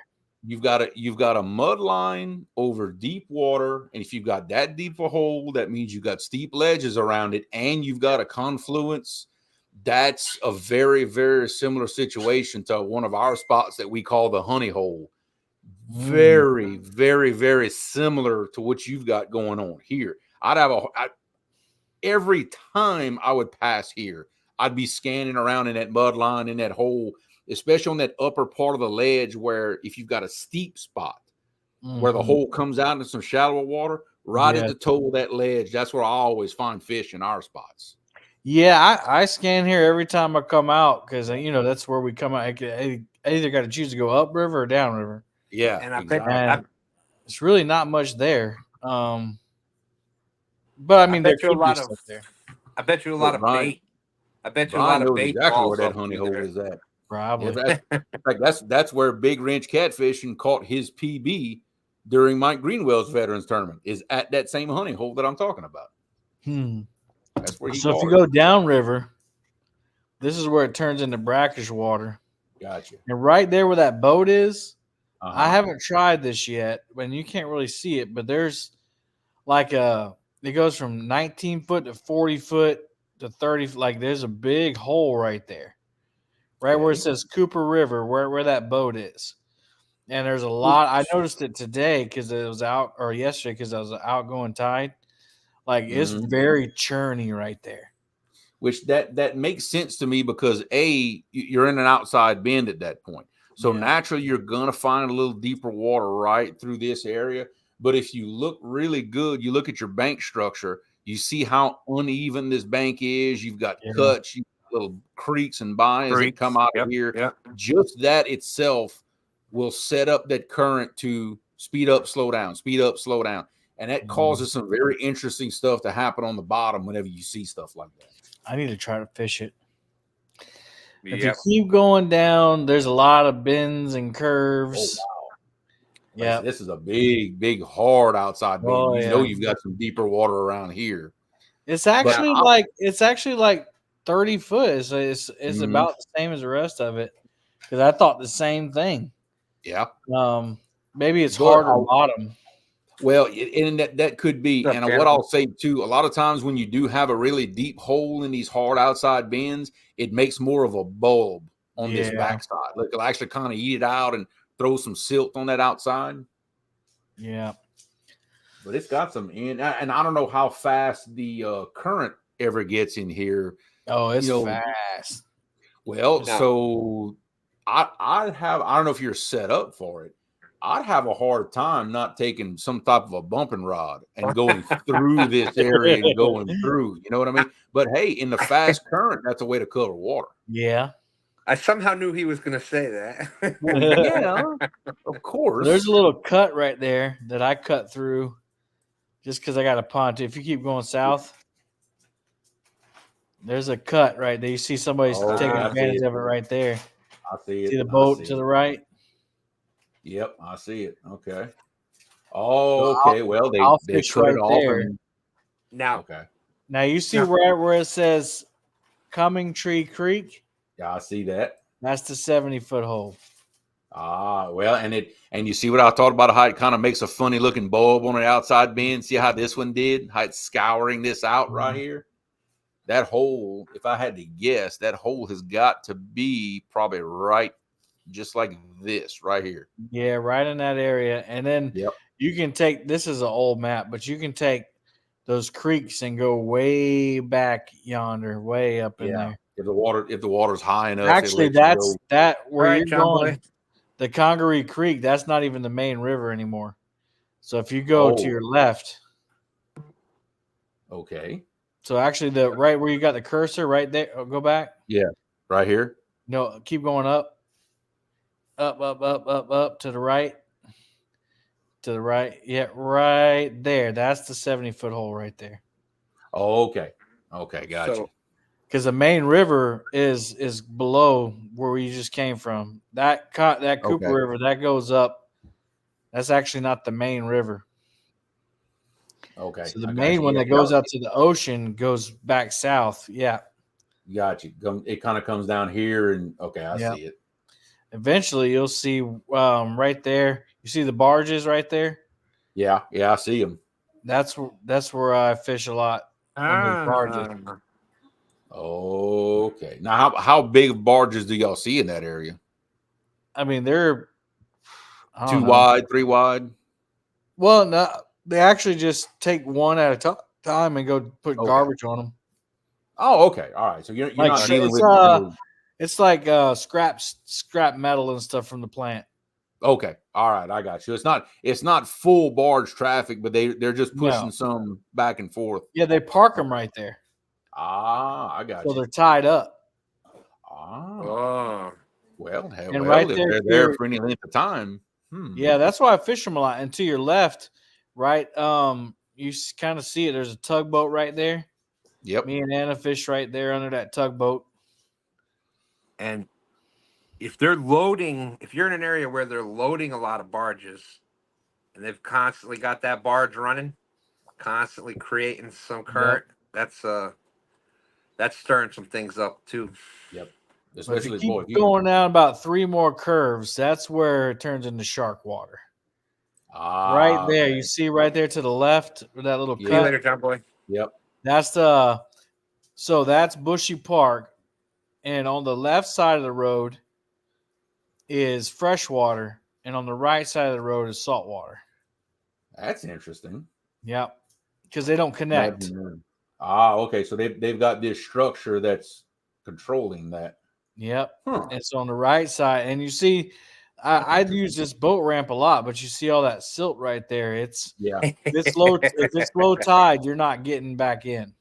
I got you. So you got to kind of watch when you get right there, I suppose. Yeah. Have a good night, McWhiskers. But that's shark water right there where that you see that fuel line coming out all the way from that plant. That's where me and my buddy Scott caught some bullheads right there, sharks right there under that plant. Now how I mean, I guess we can look on here, but how far are you from the ocean at this point? You can't if you just zoom out, you're about 2 miles. Oh wow, you're at it. Yep. So right there. Oh yeah, Heck, It's funny. It's funny that y'all don't get the sharks coming way up in that brackish water like we do. I mean, really, we could be like, I told my dad about that fish that I missed yesterday, and the first thing he said was bull shark because of the way it ran. Like it darted off and then it stopped and then started off again. Yeah. We get blue crabs all the way up where I was showing you. Mm-hmm. Dolphins, manatee. I mean, they come way up river. Yeah, I mean, y'all are getting saltwater species that we don't even get. I mean, y'all are right there close. We get dolphin all the way up to Richmond, which is, like I said, it's 100 plus miles to the bay. And we got dolphin. Stan 3 and I had at Dutch Gap, we had one 20 feet from us. Yep. You know what other saltwater fish that we get here? Sturgeon. We have Atlantic sturgeon. Yeah, we get the Atlantic sturgeon that come up, and my dad used to run trot lines in the Cooper River, and he caught a sturgeon on a trot line before. That one section Creole where we're trying to go down from up from Hopewell. Yeah, and sort of the straits there. That's actually they've been redoing the sturgeon breeding grounds there. They actually release them. They get them from the Atlantic and bring them up and release them there and hatch them there and etc. So that's when we in were the rebuilding stages. When we were working up at that fish hatchery in Mammoth Spring, Arkansas, I actually got to hold a little baby sturgeon in my hand, just about 3 inches long. Oh, they all know, right? It was so cute. What I was more interested in the 2 big loggerhead turtles they had in the tank next to them. I was way more interested in that. Guy scratching his head like, "Why are you so interested in turtles?" Like, because they're delicious. That's why. I'm gonna say I like turtles. I like turtles. Mm-hmm. Like I said, tonight was all about just coming up, having a little fun, relaxing show, and it turned into yet another one of the Google Earth tutorials. Hey, go figure. Why not have some fun? Now there's where a big opportunity though, where you take Google Earth, you find those spots that Creole was mentioning, and then you bring up your Navionics, and you can find the little humps and holes and different little depth changes, et cetera, et cetera. You had a great guest on a few weeks ago, Creole, and what he was talking about, especially for a river like the James River, Adam Cook, it's not those big areas that everybody sees right away. Yep. It's maybe a 3-foot hump, or it's something that you see that other people don't, and that's the difference. That's that next level. That's going up to that catching fish when other people don't. When Adam came this past summer, he came and fished the Megabucks tournament in Vicksburg, and I don't normally spend any time in that stretch of river around Vicksburg. I need to, because I'm fishing that tournament next year, so I kind of need to start going there. But it's Mississippi River. It's just upstream from where we are, and we talk some, and even though I fish the river all the time, just listening to him and how he was looking for fish, where he was finding them, and the patterns he was finding, I learned a lot from him about how to locate fish on my own river. But a professional tournament fisherman and tournament guide was teaching me things on my own river. So hey, it's all about learning new stuff. I love it. And that's where Stan and Dan do so well together, is they both have mastered a little different techniques, little different things. Yeah. Dan loves that shallow water, man. He can get in 4 foot of water and find 50, 60, 70 pound fish. Yeah. Stan 3 can do that too, but he kind of likes that little edge a little better, off on the ledge, going down into the channel, kind of like them travel corridors. And so they can fish the same stretch of river and not fish the same exact spot. And both of them come out there catching monsters. So the thought of fishing 10 foot of water or less, just I can't even get that thought in my head. That's just not, that's just, I need to start, I guess, one of these days. Dude, you just looked at 4 foot. Yeah, that's. I put it like this, every sonar has a shallow water alarm that you can set a certain depth. I think right now mine's like 6 foot. 6 or 7 foot. Quick little story about shallow water. Kayak catfish Justin, he came to fish the kayak championships were on Lake Moultrie or Santee Cooper, so 2 lakes. Yeah. And he came and he tried to do Tennessee River tactics on the lake and it didn't work. So we had this little corner in the hatchery, and it's dubbed Kayak Corner now. But he pulled the kayak up there and fished in 4 foot of water and won the championship sitting right there in the corner. Wow. In 2 days in 4 foot of water, because they come in there feeding. And he said he's never caught anything like that in shallow water. And literally you could walk out to your waist where he caught those fish from. And I hear y'all, and I see the videos of a lot of guys like y'all doing this all the time, catching these fish in this ultra shallow water. And I think in our area, we just don't have that big of an area of shallows like what some others do. We've got some, but we always just go right on by and go. It's also a lake too, Creole. You're fishing a river. Yeah. So lake situation, warmer water. That's right. They're actively feeding, going around looking. They don't have any current to deal with. Yeah. So you won't find them like that in the river. Like they'll be shallow, but shallow in the river is like 12 foot. Yeah, it's gonna be a little different situation. But I've got some areas in the river that don't have any current because those particular dams are not running water. So that water's just sitting there. And it's shallow because it's silted in. In fact, last time we fished that area, I knew it was pretty shallow, and I knew I couldn't let my boat come off a plane. So we just, skin her on back and just went through there. But an area like that, and it's loaded with shad because that's where we caught our bait. We drug a little bit and caught a few fish in there. Nothing big, but there you go. They were there. Just got to get out of your comfort zone every now and then, right? They will. The reason that they are up in, if they do go out of their comfort zone and go up into that 4 foot of water, they're there for a reason. Just to eat. They're not hanging out, right? That's your active fish.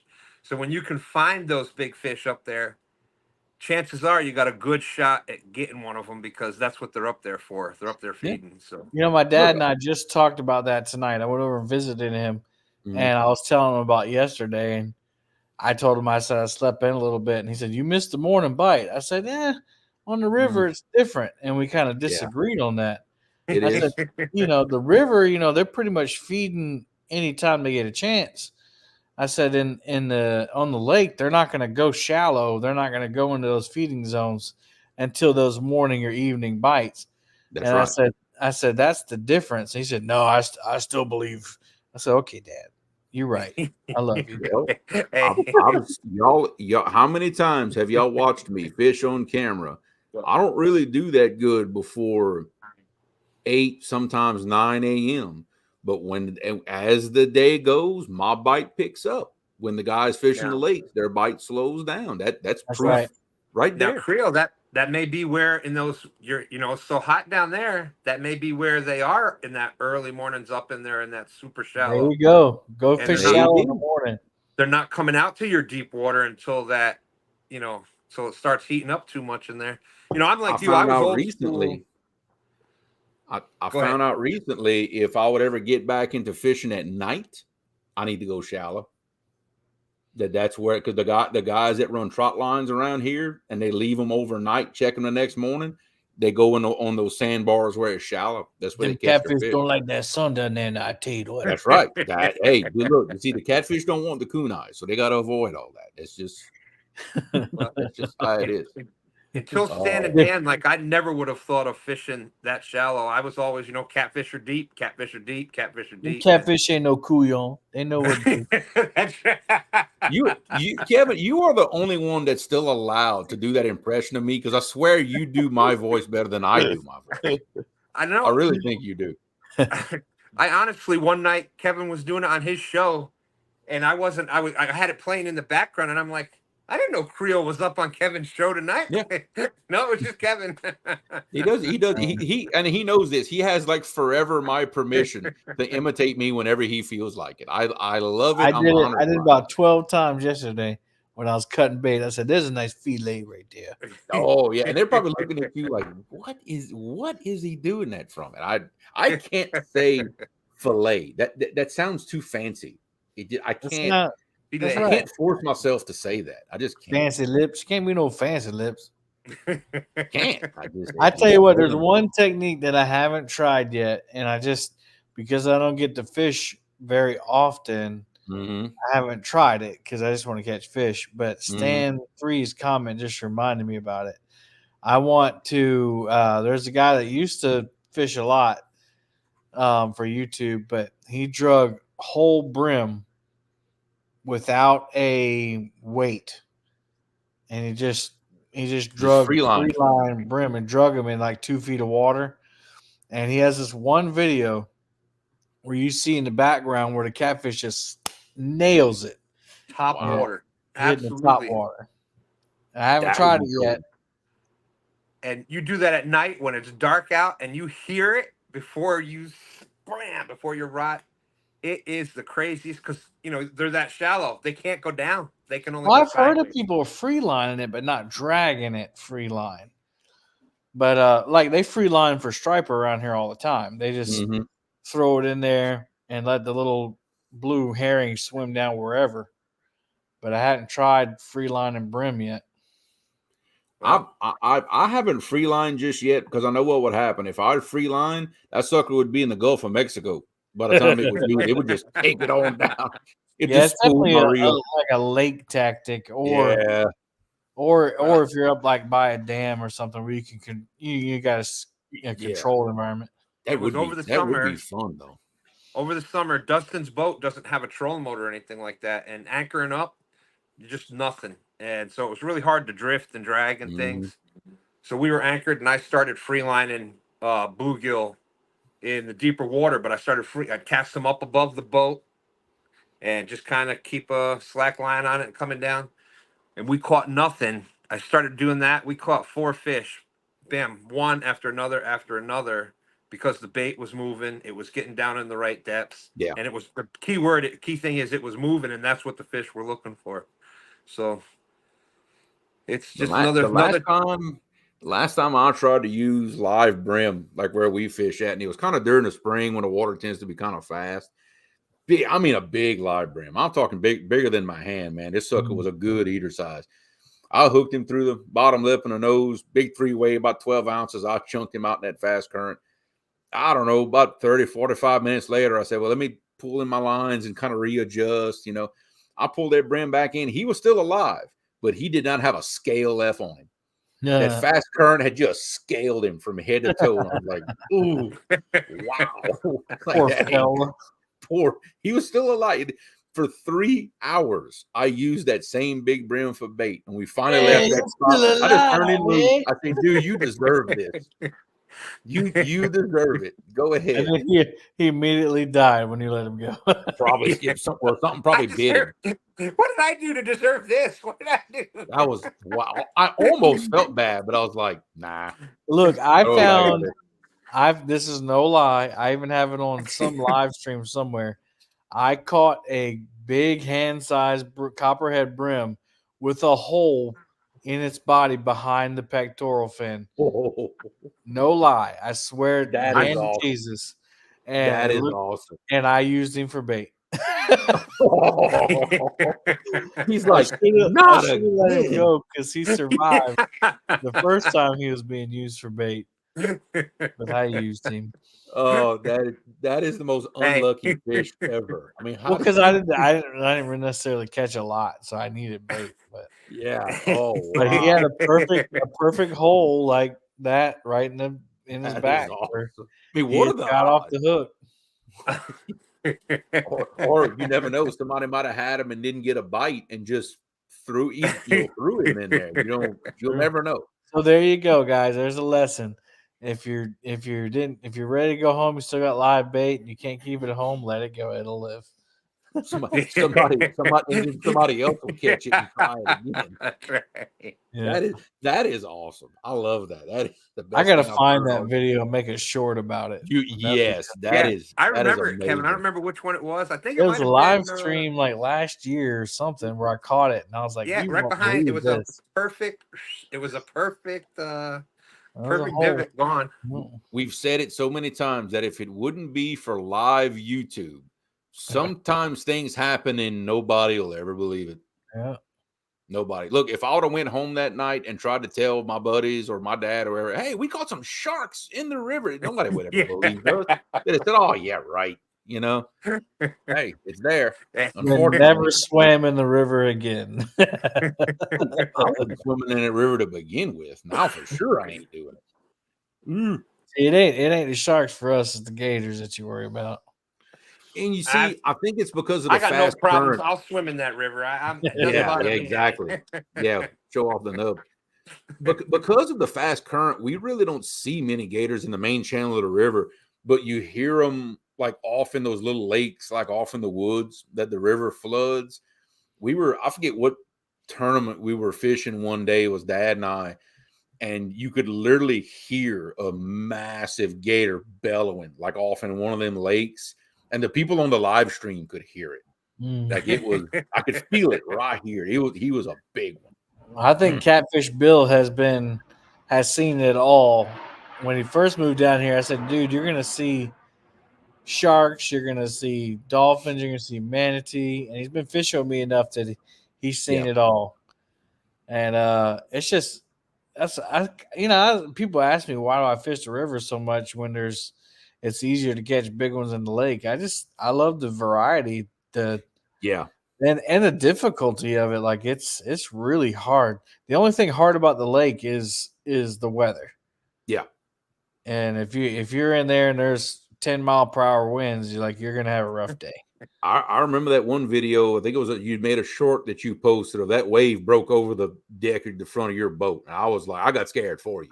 That happens all the time. Yep. Wow. That. That's why people get pontoons down here, because of that lake.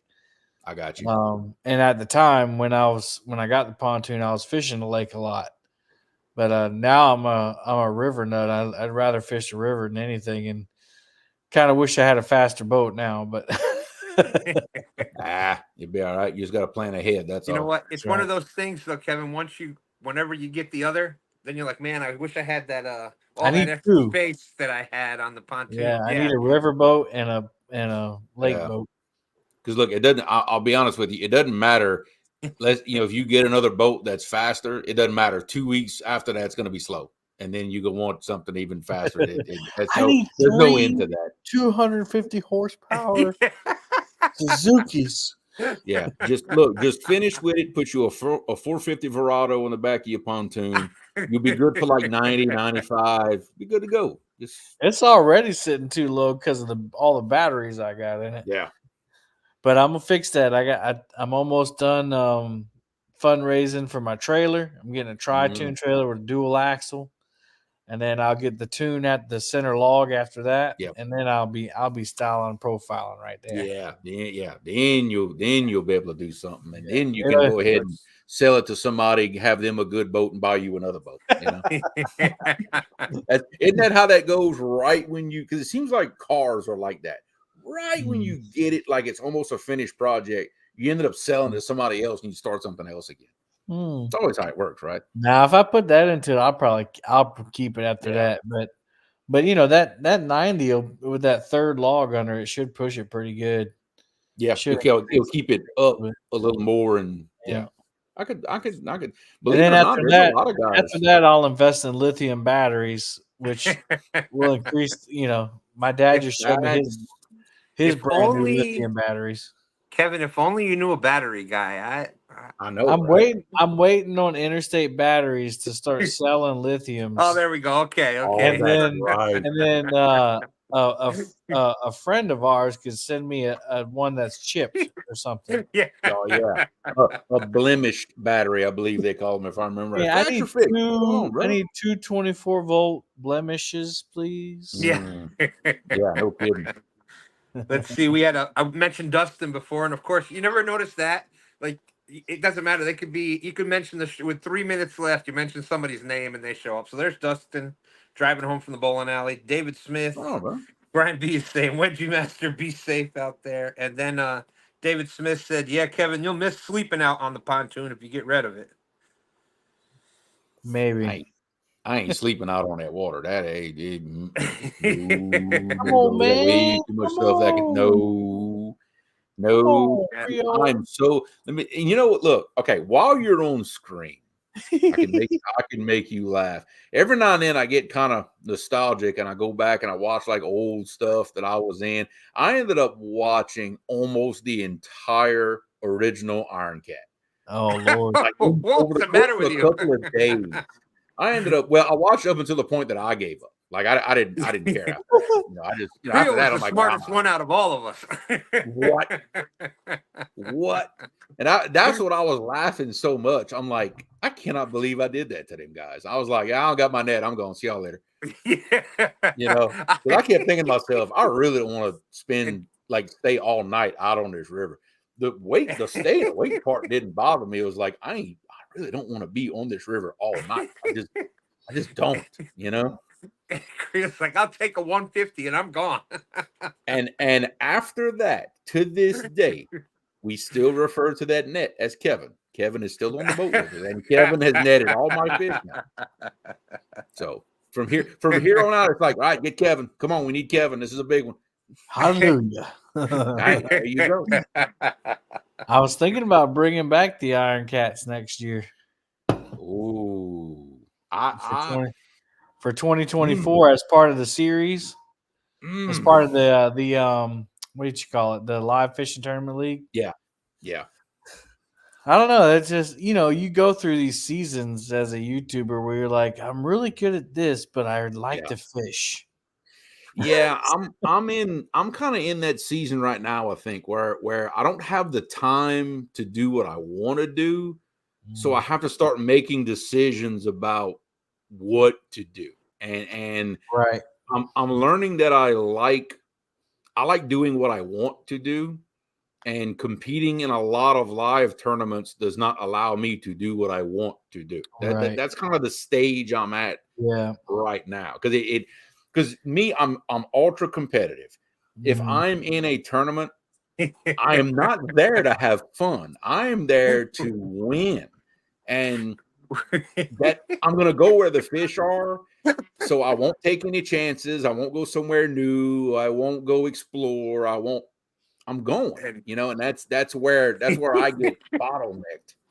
Well, that's my thing is like mine is the opposite of yours. It's like I don't have time to go fishing, but I could host a tournament over the weekend. Yeah. And because my thing is about preparation in my current situations. Like that's right. I have to be able to prepare on Friday to go on Saturday.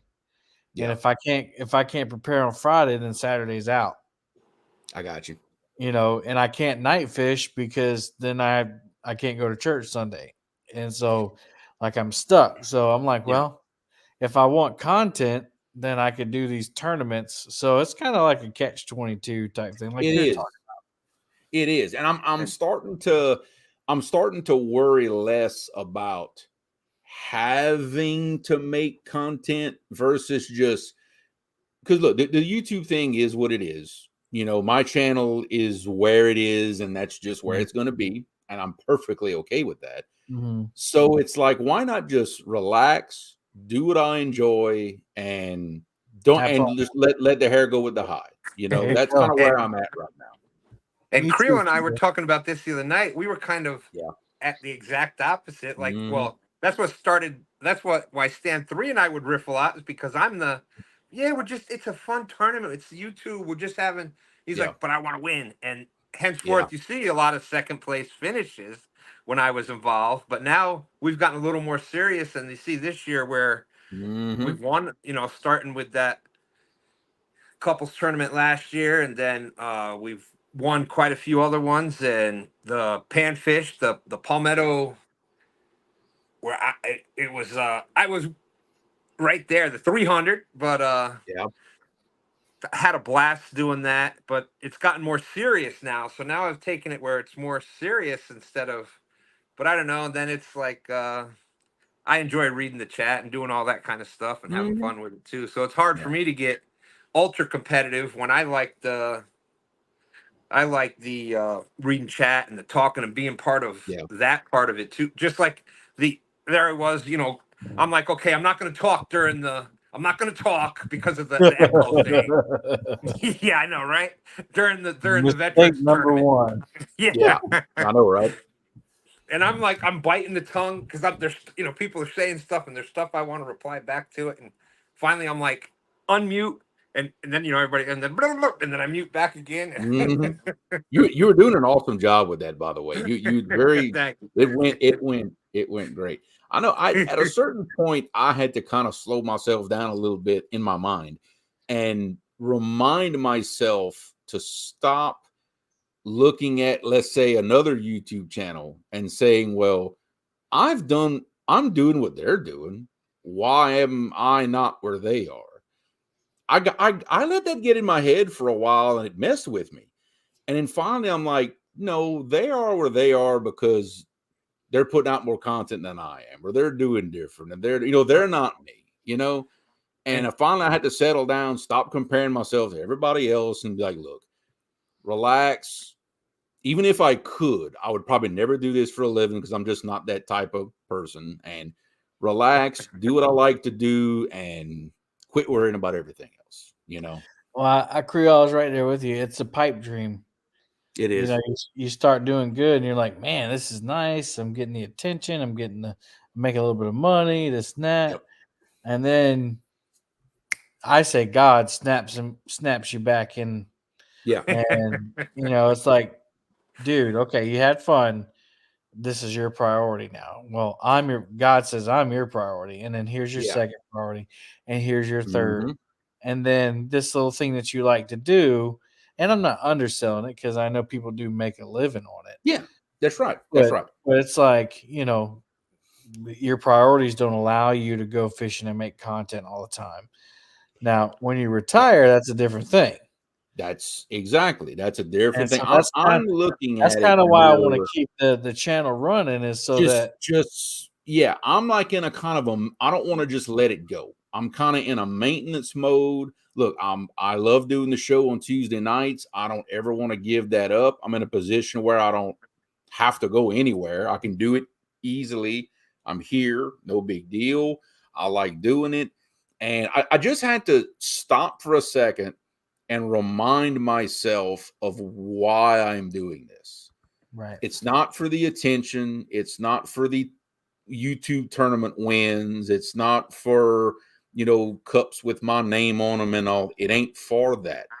I got into this because I wanted to represent my state, show what we have to offer the rest of the country, and just go out and catch big fish. And that's it now. That's it. And that's what we do. And now it's gotten to where I've made so many friends doing this stuff. And that was a very unexpected part of me doing YouTube, was to make all these good friends that I've never shook hands with.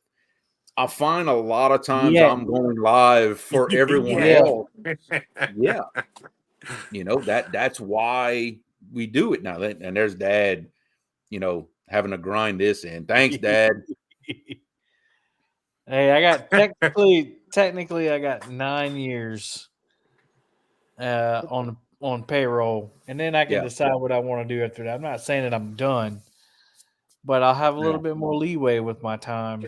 Yeah, I've got my retirement plan pretty well figured out. As of right now, I can take off at noon the day of my funeral. That's the way I've got mine figured out right now. I can take off at lunch that day. Yeah. That's about how mine's going to go. But I imagine, and I told Anna this and other people, I was like, after this first year of new jobs, I'll be able to kind of create more time in and out. But I do have a trip to Alaska this summer that you better believe you're going to have a big video about. Oh, I like that. I imagine that'll be a big change. That's awesome. Yeah, we were supposed to go last summer, but then Dad got cancer and had to have surgery and heart surgery, so we postponed it a year. But it's coming in June, and we're going halibut fishing, salmon fishing. We'll be flying out to a glacier, landing on it. Cool. One of those type deals. And you got to do all the stuff that you do when you're in that area. You got to do the whole experience. Definitely. My brother said, "Do I need to hire a photographer?" I was like, "What are you talking about? Do you not know what I do on the side?" Well, yeah, photographer. You got to be like, hang on. Hang on a second. I'll have 7 GoPros running all around us. Don't worry about that. Oh, it's hilarious because most people, like in my local area, have no idea that I do all this YouTube thing, and it's some people that have known me for many years. Like, I'm talking 20 years. They don't know that I do this, and when I tell them, they're like, "Huh? You're on YouTube?" I'm like, "Yeah, I don't know. I can't believe it either." Imagine the 600 kids figuring out you're on YouTube. I think I probably got 100 subscribers from students. I was gonna say your subs just went. Oh, I know. See, Gabe will do that to me, like at his because Gabe is a senior in high school. Okay, let's wrap our minds around that for a second.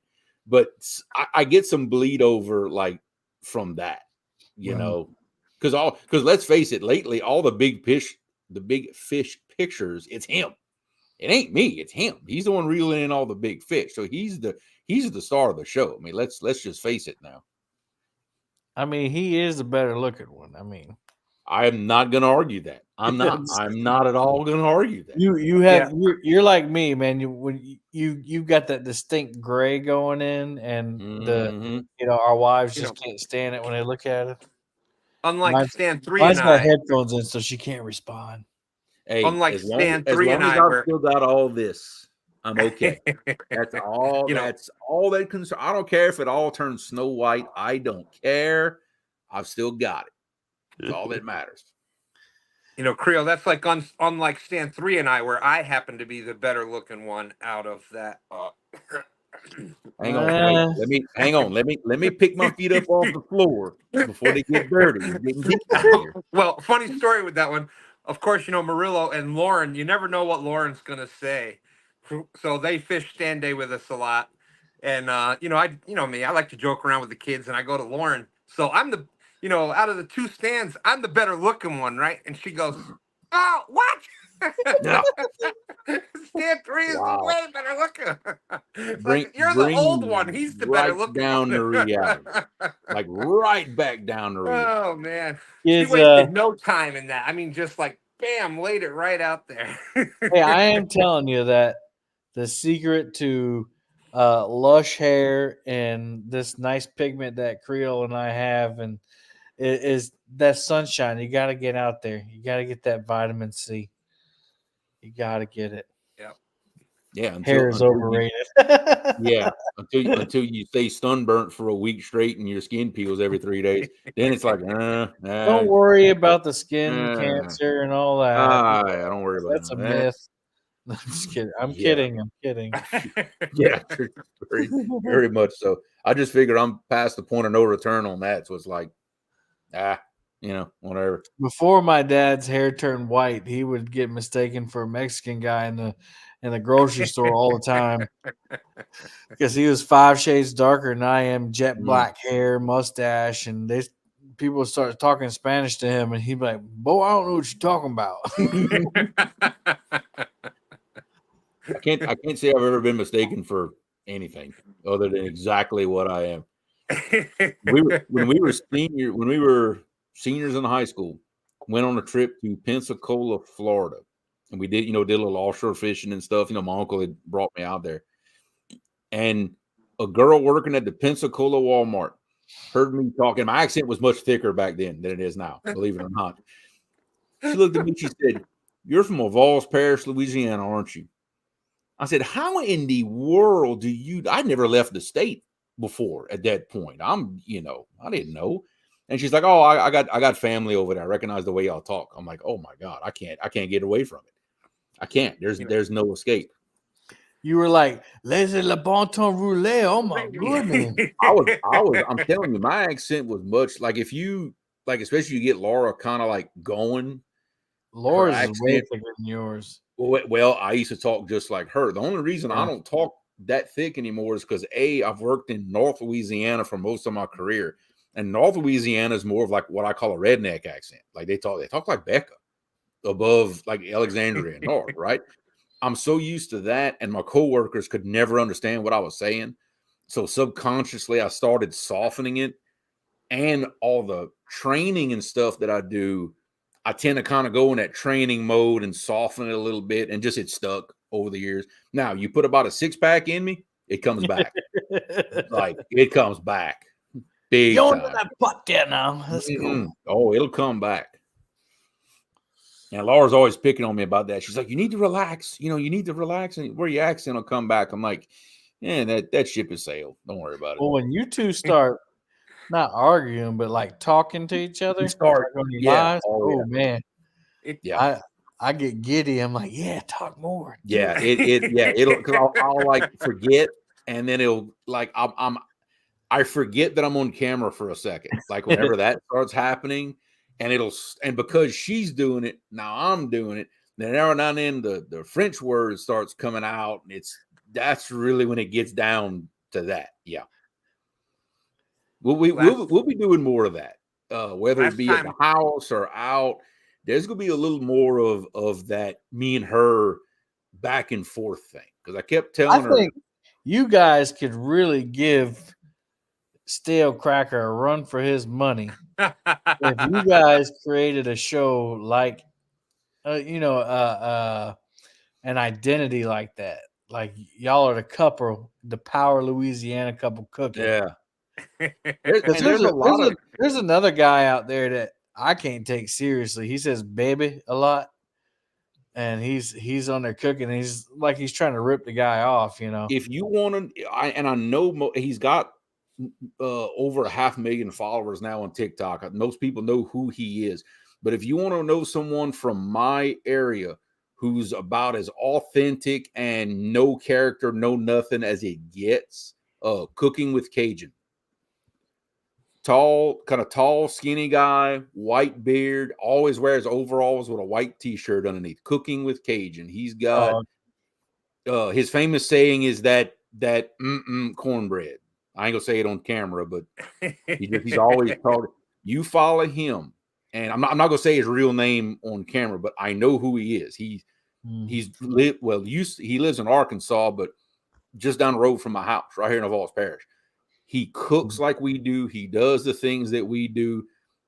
His accent is a little softer because he's lived in Arkansas for a long time, but he is the real deal coon-ass. I'll go ahead and say it. I don't care. Let me ask you, what do you think about Bruce Mitchell? Bruce Mitchell is he's the real deal. He's not like all the stuff he does, all the stuff he's involved in. He is not exaggerating on any of that. He's really not.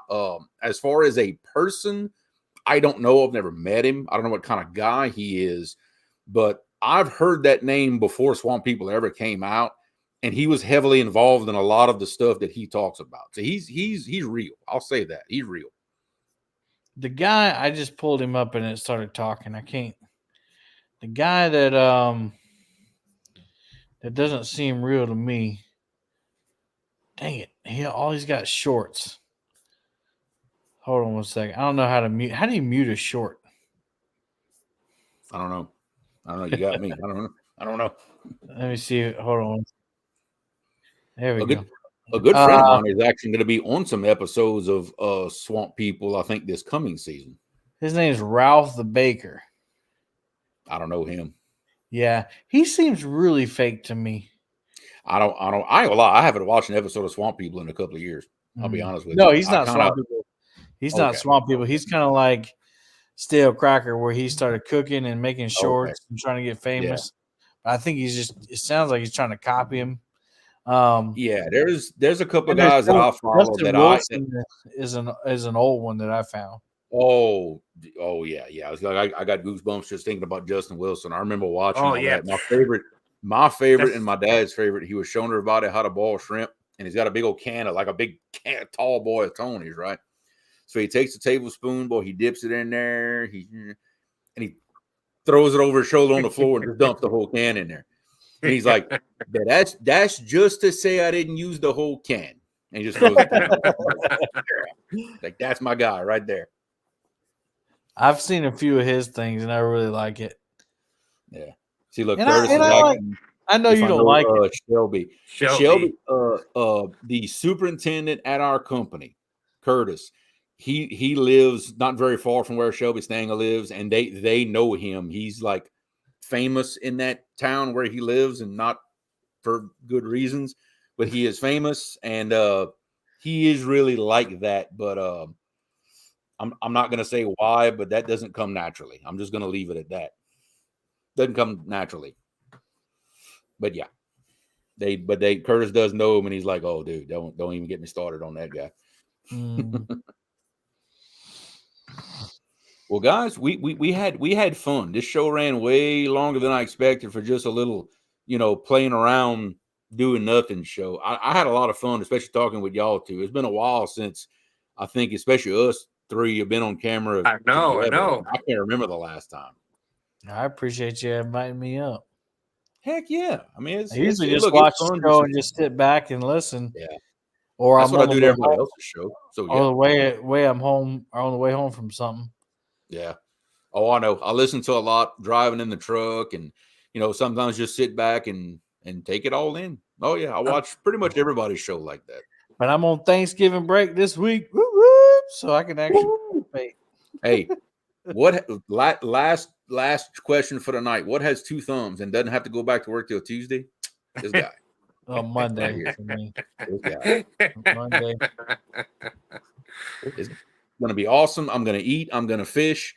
We are going to go live after Thanksgiving, hopefully multiple times. But most importantly, we going fishing. We going fishing. We going after some fish. It's just simple as that. Yeah. Sometimes got to, man. I was planning on going this whole week, but it started raining today and it never stopped. Well, the rain's over with here for now. It brought a little bad weather with it, but we fared good. No, we needed some rain. Yeah. Hopefully after Thursday we good to go. Yeah, we needed the rain too. Yep, absolutely. But yeah, well, everybody in chat inviting me up, and look, everybody in chat, thank y'all very, very much for putting up with me solo for one more night, and the guests and the conversations were great. I hope y'all enjoyed it too. We will see y'all next Tuesday on the show, same time, same channel. Bon péché, everybody. Y'all take it easy, and a happy Thanksgiving. Bone peaches.